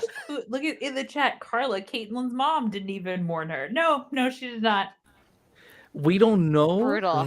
We don't. I definitely know. read that as Caitlyn's mom didn't even mom her. And I thought that was correct. Also accurate. That's also Also accurate. right, probably. Does Carla know? Does Carla know though? Maybe they Did forgot they to tell her. call her about Probably. something? They did. No, they called her. Chester called her about whatever is going on with Keown's, like, No. whatever that No. BS crap about that makes Frost different than metas. Like, Frost is a cool meta, but they called her. They called Carla to be like, "Hey, what's up with this blood sample?" I hate it here. These are horrible people. Wait, he actually didn't tell her. They're not good friends. I think we've established that. Really bad friends. Really bad friends. They don't deserve a brunch invite. They all are disqualified from the brunch. I still want to see the brunch though. I still want to see the Super Friends brunch. yes. Oh yeah. Dang, I don't- that could I be a can't- better interlude than last week. I was like, I'm just imagining Carl being like, I don't really want mimosas, but like I want like the snacks, like because like there's Carl loves some snacks. Like Remember the cinnamon roll? Relatable. She like always eats a cinnamon roll. Am I making that up? No, I think cinnamon roll, donuts, pot stickers. Lots of donuts, yeah. Pot stickers, I remember those. remember when Brainy like was like showing his love for Nia and like he swarmed her office with these like food box. I don't know what they were. That was when Brainy was going through his weird eating his feelings of Yeah. character arc. by making other people eat. I remember. I mean, again, also relatable. Oh, this would have been fun. I think Morgan will get this one. I wanted Cara Aw. Sahara to hang out, eat donuts. Oh, I would love that. That would have been great. Zari, another character who has multiples, but neither of those disappeared or got blue streaks that I know of. Yeah, they just Oh live my in a god, but she would look bracelet. good with blue. I don't know. She did live in the bracelet, so I mean, but like we knew where she was. I just like for someone like Rebecca just to have it here on the outside. She moved into her bracelet. Oh, okay. Like, he's like, Was it roomy in there? It was. It was surprisingly so. Yes. She had a whole living room in there. At some point, her It was a boyfriend nice moved in with her. It sounds great. Oh yeah. Nick Zano lives there now too. Yeah, Nick Zano's in the bracelet as well. Good for them. Oh, the God Arrowverse. The Arrowverse. Anyway, back on point. Does anyone else have any Keown Corner thoughts to share? Or I feel so bad for Caitlin. I know. That's all I feel. I found that that bar scene to be painful to watch. Yes. Like all the bar patrons being like, no, he didn't. Like, what's happening? It was so random. It was the fandom. There was a fandom speaking on behalf of us, being like, I feel you like don't deserve that. one of them, two of them would have been funny. The fact that it continued through the whole scene got to be a little bit like, I was like, get me out of this scene. You got to get me out of this scene. Would it I have been assume better it's because if they, it's the only bar and they all know each other because it's the only bar. Would it have been better if they argued through song? There was Yes, a karaoke. absolutely, it would have been better. Did a duet argument. I think they could have made that work. What's a good song they could have done with that? I'm thinking like an NSYNC or Backstreet. Take Me For What I Am from What's Rent.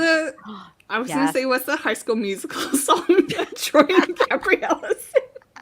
The I Gotta Go My Own Way song. Oh my god. I hate it here.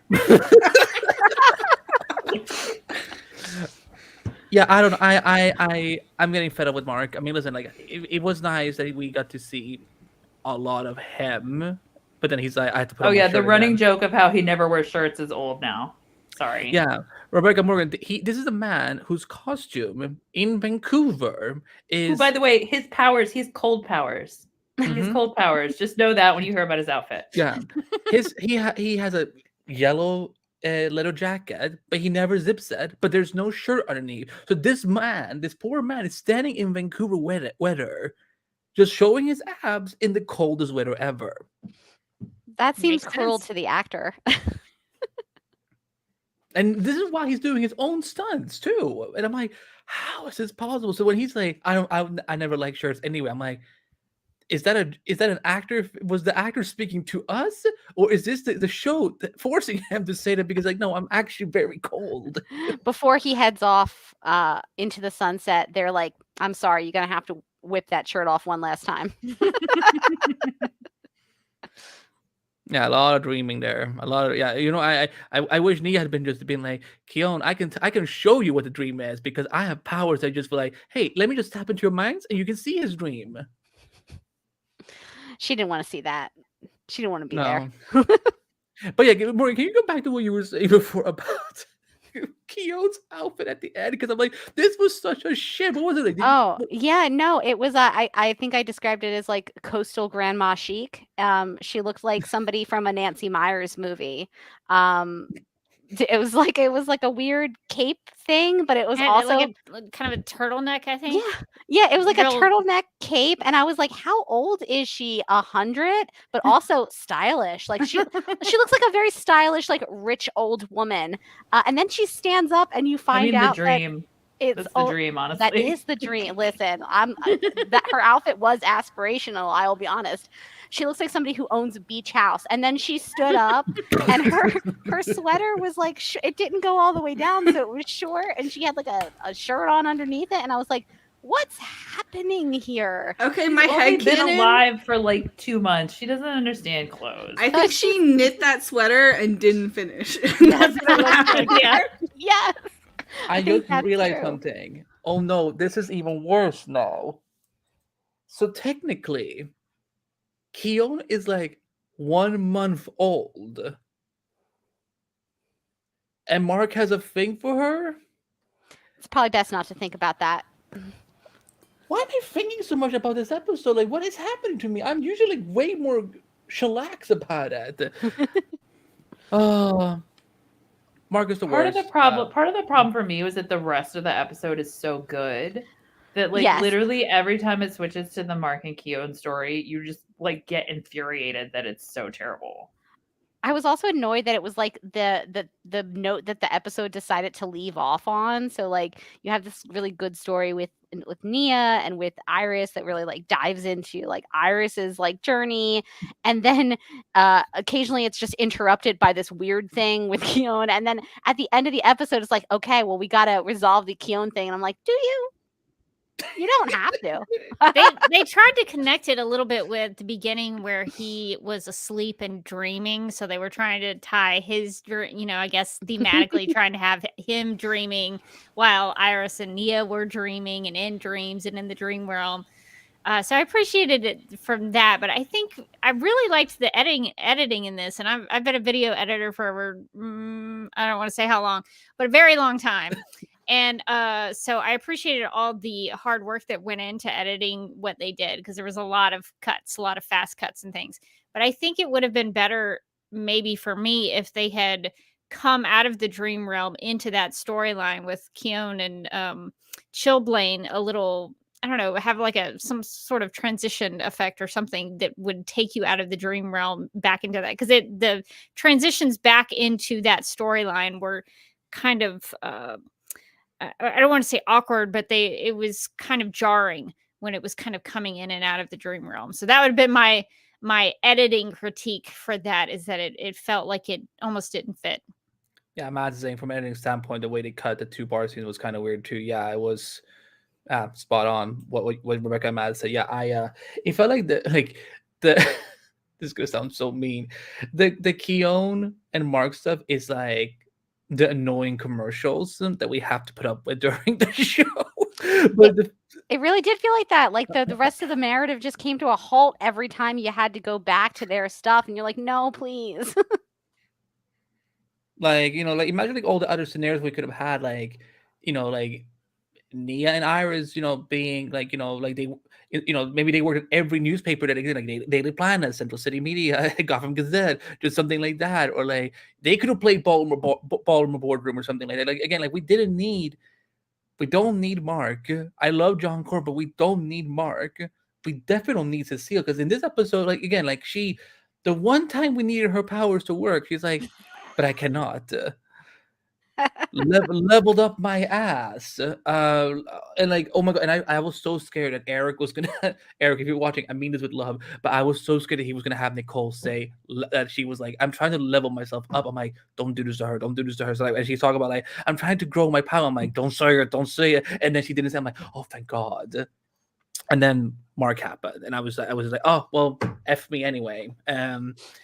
I did love the audience, the crowd in the bar, kind of like chiming in, because I'm like, they're either the writers are self-aware and know that fans on Twitter are not gonna like the storyline, so they're just gonna be like, we're just gonna make these Twitter, we're gonna take actual tweets and make them into characters and just have to observe. But yeah, I caring for the storyline, I did not. And I'm like, oh, also, by the way, another Buffy little illusion. When Mark is like, I have to go, I have to go find myself. I'm like, Spike season 6? We do not talk about season 6 of Buffy. We do not, but that was very...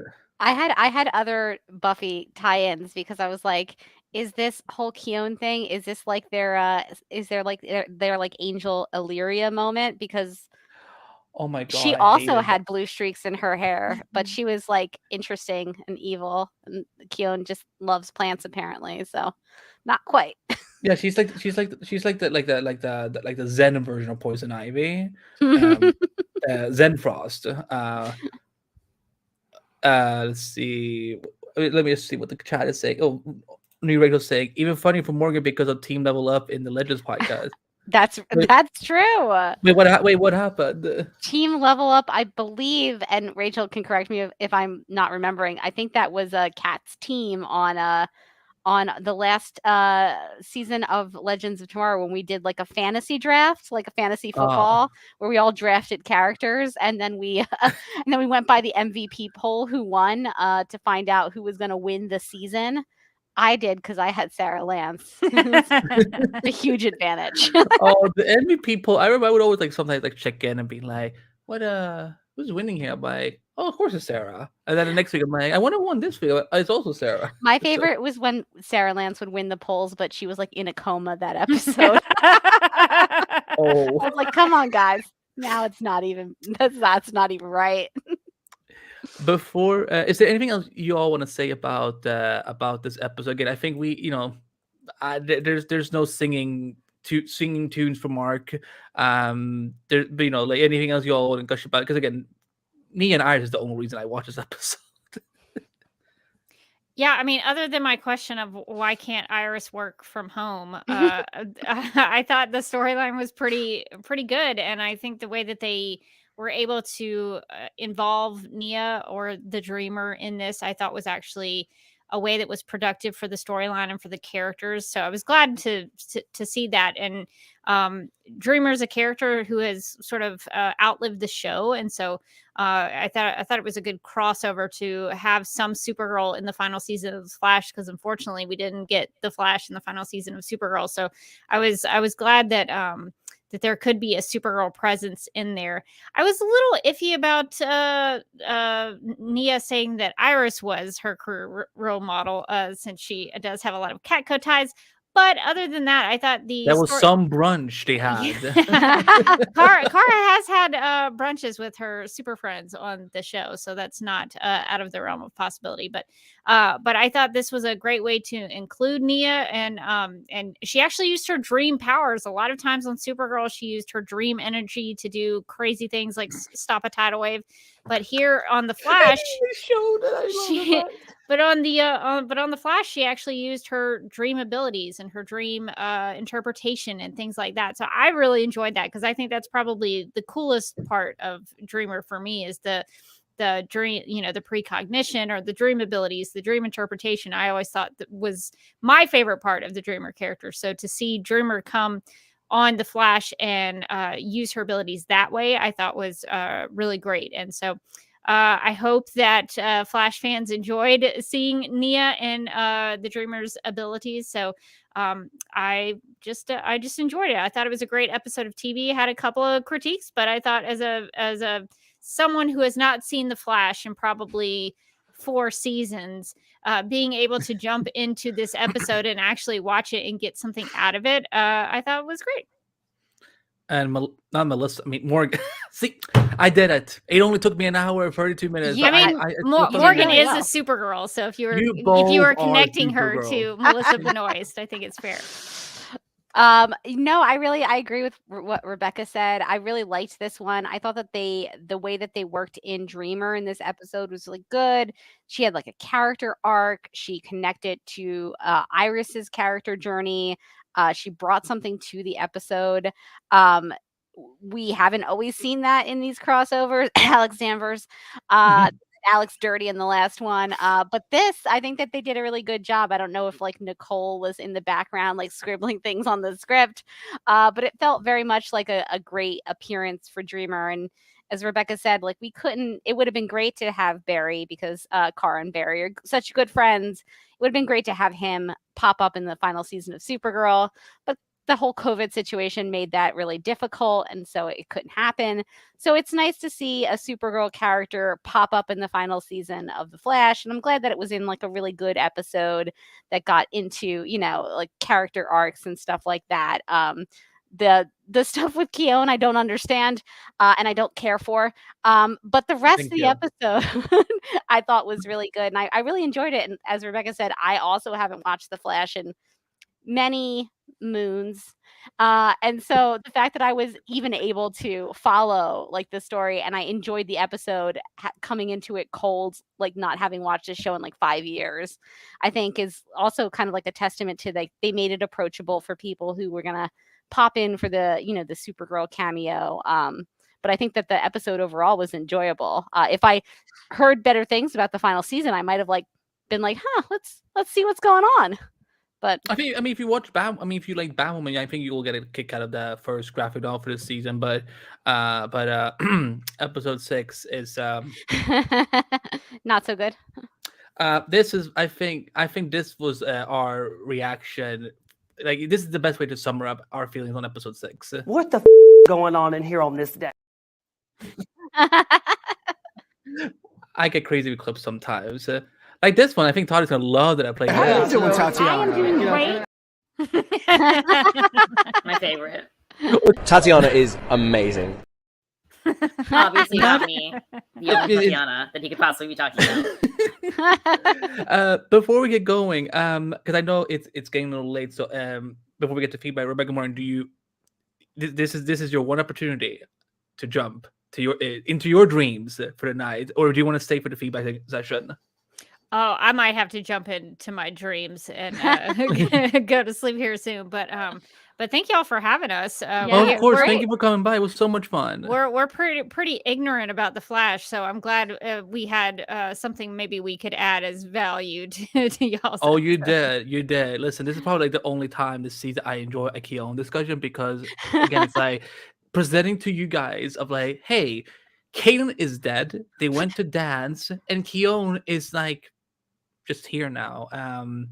But before you guys go, tell the listeners where they can find you guys, and tell if somehow they're foolish enough not listen to Supergirl Radio, which, by the way, congratulations, just hit their 400th episode as of this Tuesday. Congratulations. Yay. You're older than the Flash podcast now, so it's like, you may cover the second fastest superhero, but you are the longest running podcast. It's still maybe debatable. I think there's some debate there. Yeah. I will say Cora is the fastest woman alive. I will give her that she's the fastest woman alive, at least. Okay, so faster than Jesse Quick is what we're saying. Well, Jesse Quick is dead, so. Oh, okay. Well, man, everyone's dead on this show. This is brutal. Supergirl never killed anyone off except for William Day, but like the Flash is killing off everyone. Oh my God, I Poor forgot William. about. Oh, poor. Well, love William had a Bacon so funeral. much. They He mourned. did. They mourned. They were Wait a actually minute. quite upset Wait a about minute. him, and he just showed up. He got a funeral? And Yeah, everybody showed up. Everyone was so sad about it. Yeah, they were really breaking up. It's okay. Caitlin got a dance Sorry, party. Caitlin. What if that was just in her will of like, if I die by mysterious circumstances, don't cry, just dance. But tell everyone they can find you guys on social media, and tell them about why Supergirl Radio is the best Supergirl podcast in the entire multiverse, because that's a fact. Yeah, if you want to listen to all 400 episodes of Supergirl Radio, I highly encourage you to do so. You can go to supergirlradio.com. We have an archive of all of our episodes there, and you can find out when we are going to be live there as well. And you can check us out. Live and wired. Live and wired. If you have any thoughts you want to share, you can email us at supergirlradio@gmail.com, and we'll share your emails and thoughts as feedback. You can also check us here on the DCTV Podcast YouTube channel. So we are live and wired every Tuesday night at 9 p.m. Eastern. And we just have a good time. We're revisiting some of season 1. But we'll probably do a lot of cool things leading up to the Flash movie, because Supergirl's in that. So we just There's a Flash movie coming out. there. Well, I'm still a little you mean skeptical. the greatest movie of all time. Yeah. Wait, hold on. Tom Cruise Oh, approved. hi, Tom Cruise. What did you think about this episode of The Flash? Hello? He didn't want to talk about it. I'm He hearing wants he to loved talk it. about the movie. That's the thing. Citizen Kane, move over. That's the funniest thing you said that week. We're gonna Citizen Kane. Who? They're Yes. really hyping up this movie. I expect nothing but the best at this point. I only have sky high expectations for the Flash movie. So we are going to be talking about all things Kara Zor-El on Supergirl. So if you like the character of Supergirl, come check us out. We have a lot of fun. We have a good community of people who join us every Tuesday. So come and hang out with us. And if you want like a quick snapshot of what it's like to listen to the podcast, you could listen to the beautiful 400th episode It's that Rebecca 3 hours edited. long, but It is great. 3 hours long, but It listen, was if you the want, best like, a true stream taste, ever. It's of what quality. like. That is I forgot that there was actually a video version that's on the DCTV podcast YouTube page and also on the podcast stream. So that's going to go over our last 100 episodes, which is insane. And more. Okay, let me see if I remember everyone's handles correctly. At Mojotastic on Twitter, Instagram. At The Derby Derby Kid Kid, on Instagram. You can I also find me on Vero if you're on Yeah. Vero. I'm I at Derby always Kid mix there. up if it's the Dreamer, the Derby Kid. See, everything's got to have a the in front of it. And of course, you can also find Morgan on the Tomorrow podcast, aka Legendary Ladies. So there's links to everyone's stuff in the show notes, in the video description. But guys, thank you so much for coming by. Again, this was like the one crossover I wanted this season. Again, no offense to any of our, I love all our guests, but like I was like, But can we we're the just have best. that? Listen, Supergirl Radio is. I mean, it's you're my first spinoff. So like, of course, I wanted this to happen for the final season. So and what a great episode we got to do with Miss Nia now. And yeah, guys, if they were talking about Nicole May's upcoming graphic novel, you guys can hear them talk about it on Supergirl Radio. Yeah, Whenever we'll cover the book news comes out. about it and then talk about it, and maybe we'll try to have Nicole back at some Yes. point. That'd be Because fun. Nicole is always, I think Is it this Lacy fall? mentioned it was always a good interview. Such a fun interview. I think 2024, but we don't have a lot of details as of yet. I think We she's have to still wait till writing next it. year. Oh, okay. Yeah. I thought she had finished writing it. Okay. Yeah. All right, but ladies, thanks so much for stopping by. And listen, I mean, Flash Pockets will still be around after season 9 for some reason. I mean, we will have fun, but hopefully we'll maybe do something then. But have a great night and have a great week. Thanks All for having right. us. This was so fun. Yeah, Yes, thanks for of having us course. on. Bye. Thanks. Bye. Bye, everyone. Okay. Now we have a lot of feedback to go through. So who usually does tweets? Me. It's Lacy. Okay. The tweets. Kenny Crayley says, Wildest Dreams was good. Love the stuff with Dreamer, Nia Nall, and as a huge Supergirl fan, this episode felt like the world's finest crossover from Supergirl Season 1, but with Nia and Iris. I loved Iris and Nia's team-up, best part of the episode. At CalL84 says, it was absolutely one of the best episodes of the season as it pertains to the A-plot of the episode. I could have done without the B-plot in all honesty. Us too, buddy. Us too. At X Patton's World says 1 out of 2 episodes I have enjoyed. Kind of wish it was in an earlier episode, especially coming off of Iris's insecurities of things happening from the math book in episode 1. Wish some stuff wasn't in it, but I feel like that's going to be how I feel throughout this season. Enjoyed Nia and Iris together. Love Barry worrying about her and the baby. Wish the B plot was gone and we got more of Barry. Wanted to see more of what he was feeling while Iris was in that state and would have liked to have seen the calls he was making. At BJF Stargazer says, I absolutely felt this episode 907 was finally another enjoyable episode like episode 901. It had a Hitchcockian vibe to it. It was a pleasure to see and just be entertained again with the similar feel of season 1 intrigue. Also some added West Allen cuteness and fun. Lots of heart emojis. At Flash TV News says, Hi, Craig. Hi, Craig. I loved seeing Nia again, and even more so, it was great to see Iris get a focus, especially after the previous episode disappointed with not enough of her or Barry. Hope you're also feeling better, Craig. He's just coming off of a surgery. So if you're watching Craig, hope you're doing better and resting up. Listen to your doctors. Well, Craig. And then we have some Facebook Instagram comments from John Patrick Van Pelt. Says, hey, everyone at the Flash podcast. I found this week's episode of The Flash interesting. 1, I find it kind of cool to see Nia's dream going from door to door. 2, I did find it even more interesting to see a picture of Joe West at the Central City Police Headquarters in Nia's dream. Oh, I missed that. I did find it a little amusing when Barry was trying to wake Iris and Nia by mentioning Cisco, Kara, and John Lee for extra help. Yeah, I guess they just send him to voicemail. At Sky_the artist says, love that. The Iris and Nia team up was so lovely and amazing. Love the West Allen moments as well. The jitter scene was so refreshing. At Arrow_OTA_Felicity says, not bad. I enjoyed seeing Nia again. Iris was great. The Dreamer of Folly was poorly written in my opinion, but I will give them a 10 out of 10 for not seeing leveling up. I didn't like that Nia explain her powers. She's been not only a main character but a popular one for years. We know who she is, and her insult to injury. They added blue filter flash, but you don't need to show us that. See, I can actually understand why they added the Supergirl flashbacks, because it's been like 3 years since we've seen Nia, so I do get that. If the writers want us still to have lines in every episode, don't make them things we know or things that we will see. You could have completely cut her out and nothing would change. Yep. At Merman Roger said, "Loved it so much. I hope we see Dreamer in the DCU." She's told me she's waiting for a call from James Gunn. Oh, I hope James Gunn will do the right thing and get Nicole Maines involved.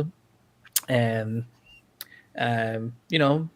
I'm sure some spots are opening up. Zachary Levi doesn't seem to be around anymore. So, and TV Line says enjoyed it, but it was disappointed we didn't see Barry suit up at all.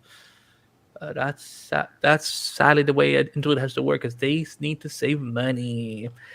It's just Mac 23 says, "Bro, why can't they do what they literally open up with? Bro, why can't they do what season 8 of Arrow did?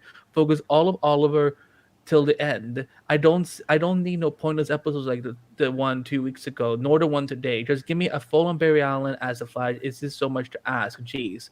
I get why people are frustrated, but at the same time, Arrow's had fewer episodes, I think they also had a better budget for their final season, because I feel like it's become very evident that Flash they're having to do certain things because of money. Then also because there's some just writing choices that we just don't agree with.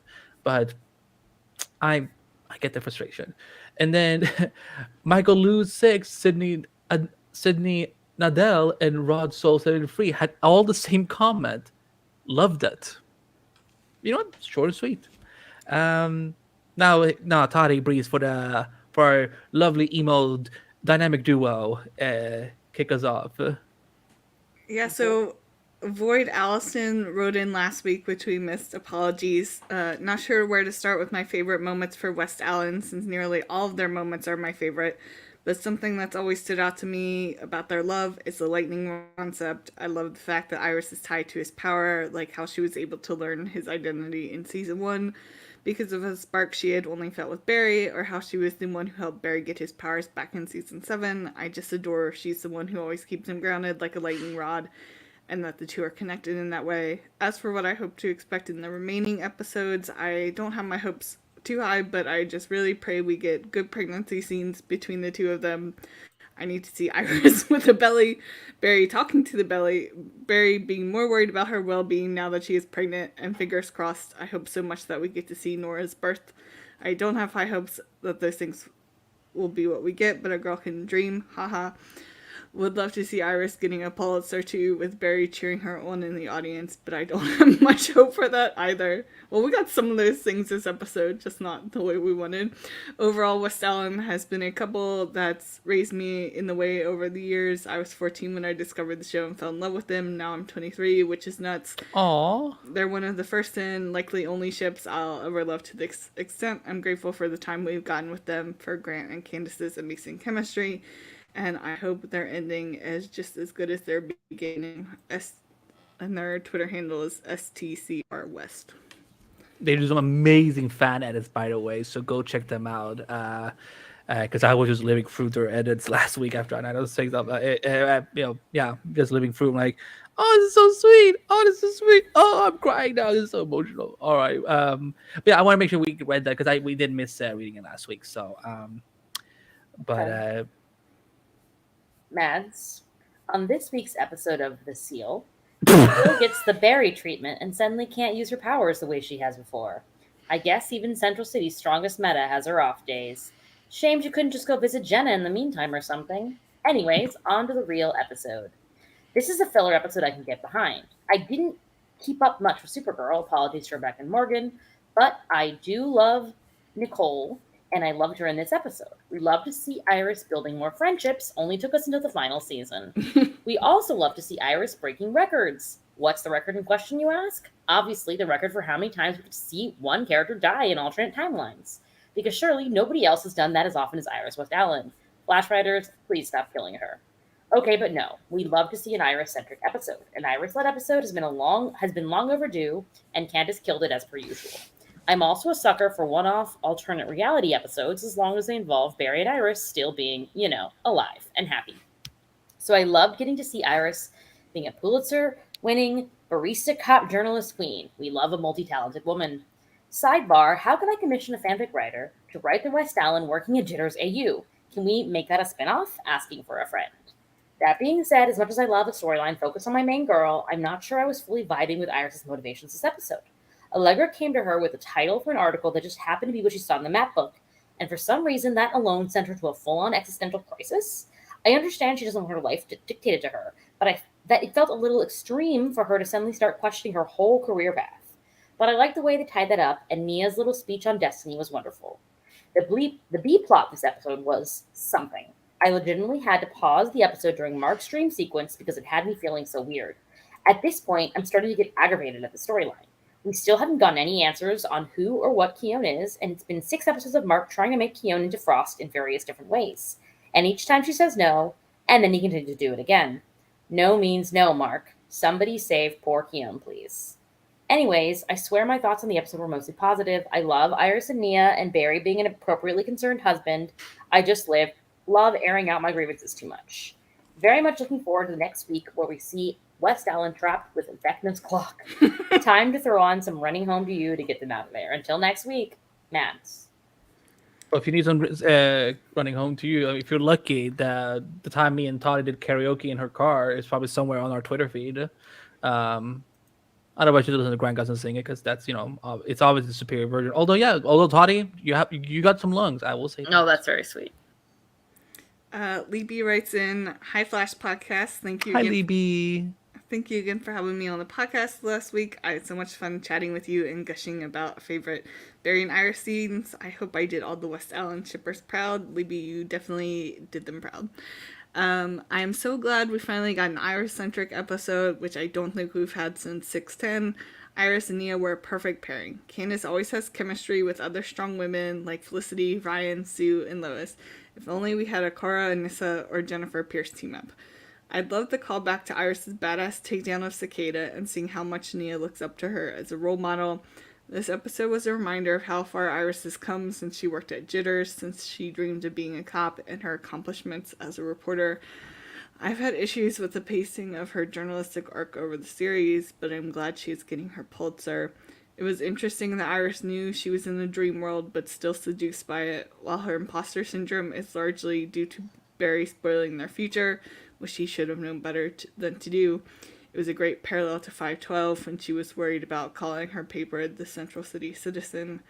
I wanted more concerned father and husband Barry by Iris' side, but I did love him saying "come home," which was, of course, Wes Allen's mantra. Cecile was pointless in the story. Sorry, this had to be said.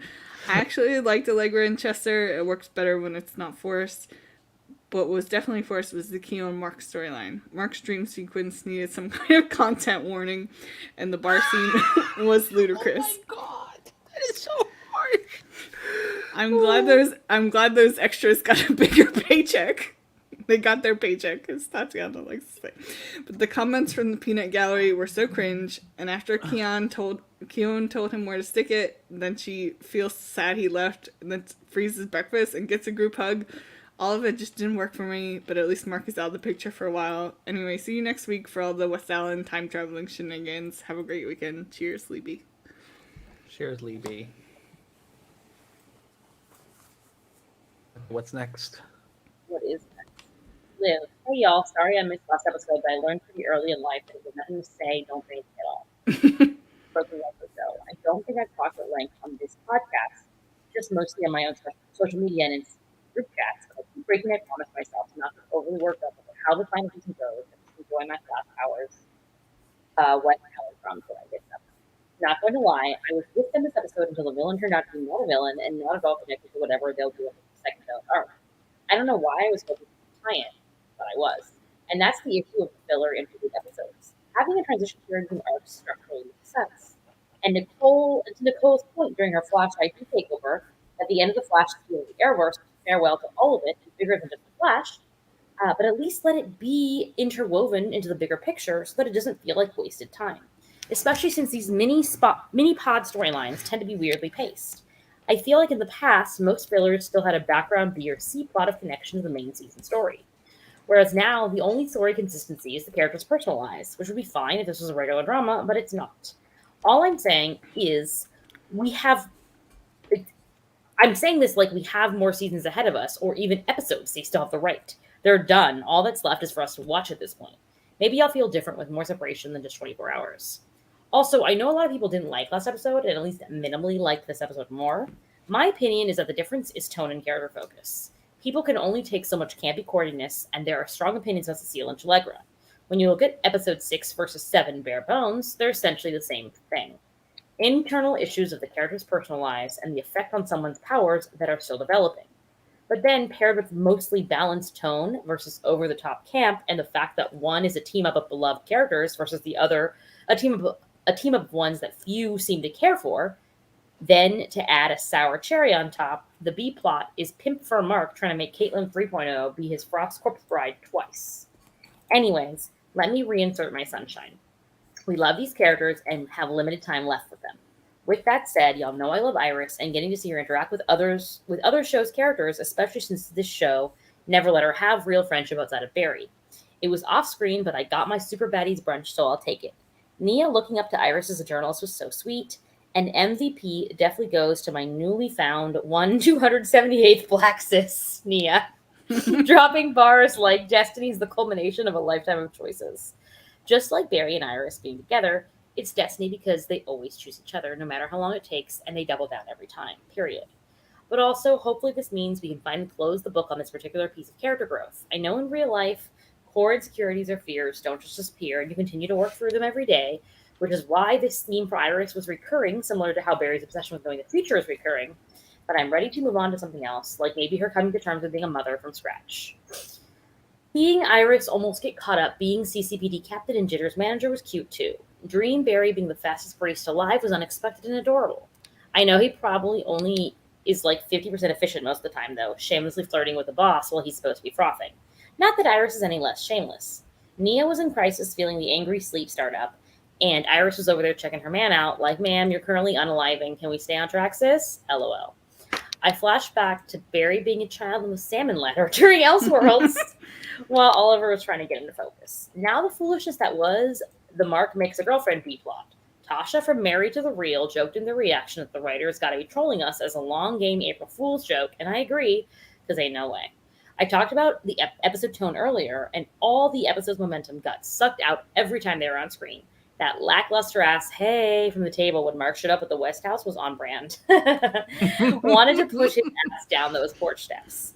I guess in conclusion, Iris adding Pulitzer to her resume, Iris added Pulitzer to her resume. Barry got a few more gray stress hairs, and Nia got her Ancestry.com results back. Elsa's forgotten second cousin owes Cecile grocery money and the team lunch. And Cash Money Mark finally realized he couldn't make Keone. Cash Money Mark! Till next week, y'all live. I love how we just all are collectively Mark sucks. So great. Because he does. Because he does. Okay, I'll grab these last two. Kim writes in, Dear Flash Podcast and Supergirl Radio.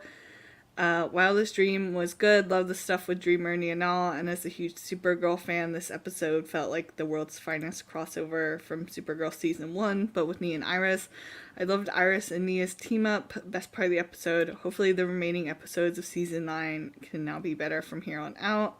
Thanks, Andy and the Flash Podcast and Supergirl Radio for everything you guys do. Sincerely, longtime listener, DC TV and Flash fan, Kenny Crayley Jr. Then a lecturer writes in, Hey Flash Podcast team, how are you? Here are my thoughts on this week's episode. All this time, and Nia still hasn't learned how to interpret her dreams. I feel like she kind of did, but yeah, she missed the mark a little bit until Iris helped her. Also, the bit about the first dreamer had me thinking of the first Slayer from Buffy. I love Iris's hair. I hope she gets to keep it this way. It was good to see Iris getting the A-plot this week. Glad she took Ryan up on the mimosa brunch. I noticed how in both CCPD and CC Jitters, Iris was the boss. Nice shout out to the Snart siblings. I miss Captain Cold. They're really trying to get as much use out of that bar set as possible, aren't they? I honestly thought Mark and Keon were in another dream for a moment with the way everyone was reacting to their argument, because who does that? It was cringy. I love how unenthusiastic Team Flash was to see Mark. Same guy, same. Thanks for reading. Was that it? Was that the final one? Yes. Okay. So here's what I will say, because I know it's getting late, but I know there's a lot of comments in the chat. So girls, if you want to take out, I can deal with the live comments if you guys want to head on, because this could take a little while. So if you want to say that works too. Mwah. Good night, everyone. I must turn into a pumpkin. Yes, Lacy got the 11:30 spell from the Fairy Godmother. At Lacy MB on Twitter, and you can find all the other stuff there. Thank you all for making me feel better about my hatred of Mark and everything to do with this Keon storyline. We're in it together, folks. Yes. Mwah. Bye, Lacy. Bye. Toddy Breeze, you want to stay, or you wanna? No, I would like to go back to work. Okay, so at Marcella's Air on Twitter, her screenwriter interviews, ladies with gumption, and what else does she usually plug? That's my life. You know me so well. All right, good night, Toddy. It's Towner's birthday. Celebrate. Okay, bye. And Breeze, you're at Breeze Riley, and I keep forgetting what do you do outside of talking about Jenna? Nothing. That takes all of my free time. You can read my stuff at Telltale TV. I reviewed Carlos Valdez's new show last week, so check that out. He sings a lot and is very cute in it, so everyone go support him. Awesome. You can also find her at the Eater Studios podcast, Multiverse of Color, and her cat is named after a Riverdale character. That's true, though I freed myself from that fandom. But have a good night, everyone. Good night, Blaze. Okay, viewers, it's just me now. It's been a long time since I actually just did, record something with the flashback just by myself. So let's just check through the comments before we all go to bed. Levy says Mark should never have been made a series regular or even a recurring. He's just redundant. But Matt says, with Jesse Lee, we had an opportunity to cut down the cast number, and instead we added more. Yeah, see, I was talking to someone the other day about this, because I remember they were feeling something about this as well. And the problem is, by cutting down cast members, is that doesn't mean we get more of like Grant or Candace Zone, because like some actors they're just contracted for certain amount of days to film. So they would still need to fill out that screen time. But I can say this: they could do it with better characters. Like, I think this season, with Jesse leaving, this would be a good time to write out Cecile. This could be a good thing maybe to promote John Wesley Shipp, and he could be like kind of like the mentor in the team now and so on. So I totally get that. Levy goes, yeah, that bar scene felt like a dream scene. Mads goes, half of Flash's buddy went to Barry's lightning shield in 905. Minor Gap goes, wait, didn't the Red Skies mean Barry disappear? Wouldn't Iris be worried about that more? Or was there a revised headline and article? Well, Crisis changed all that, technically. So that's something to remember. They changed everything. I think Eric and the writers probably just wanted to still like find a way to tie it back to something with Red Skies, that it would still be something huge for Iris to write about. And Kenny Carly goes, Annie, do you think Melissa Benoist will show up as Supergirl Kara in the series on the Flash maybe for a cameo? Unless I have not been told, as of right now, I haven't heard that she filmed anything. I wouldn't expect too much cameos. There'll be some surprises though. That's all I will say. Let's see, what else have you guys been talking about? Electrical Spike is a million times better than Mark. Yes, I agree. I love, and James Marshall, he's a legend. Liv goes, I'm going to assume the implication is Iris is one of Nia's role models. Yeah, I think that's what she meant too, but she just said it a little differently. And let's see. Kiara goes, "Hi, Kiara. Good to see you. By the way, I wish Evangelista had as much time with Candace Penn as she did with Nicole Maines. I get it. And let's see. Kenny Carter goes, congratulations on 400 episodes of Supergirl Radio, Rebecca Morgan. Yes, it's a great episode with it's a huge celebration. Go check it out. It's available now to listen and watch. And Matt goes, honestly, I don't want many cameos in the finale. Just give me Baby Nora and a good resolution of Bear and Ida's story. And it's more of a Star Wars question, but I guess I can answer this. Andy, when will Star Wars season be released on Blu-ray and DVD from Warner Bros. Home Entertainment? It's been 5 months, still no word on that. There is a chance that, I mean, if they haven't announced it by now, there's a chance that they may only get a DVD release and not a Blu-ray release. Because I know some of the DC shows never got Blu-ray releases. They only got DVD releases, so I don't know. I haven't heard anything, I'm afraid. But let's see.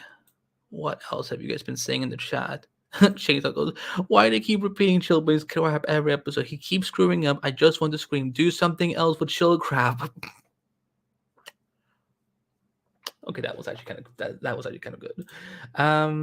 Yeah, a lot of these comments we've already read.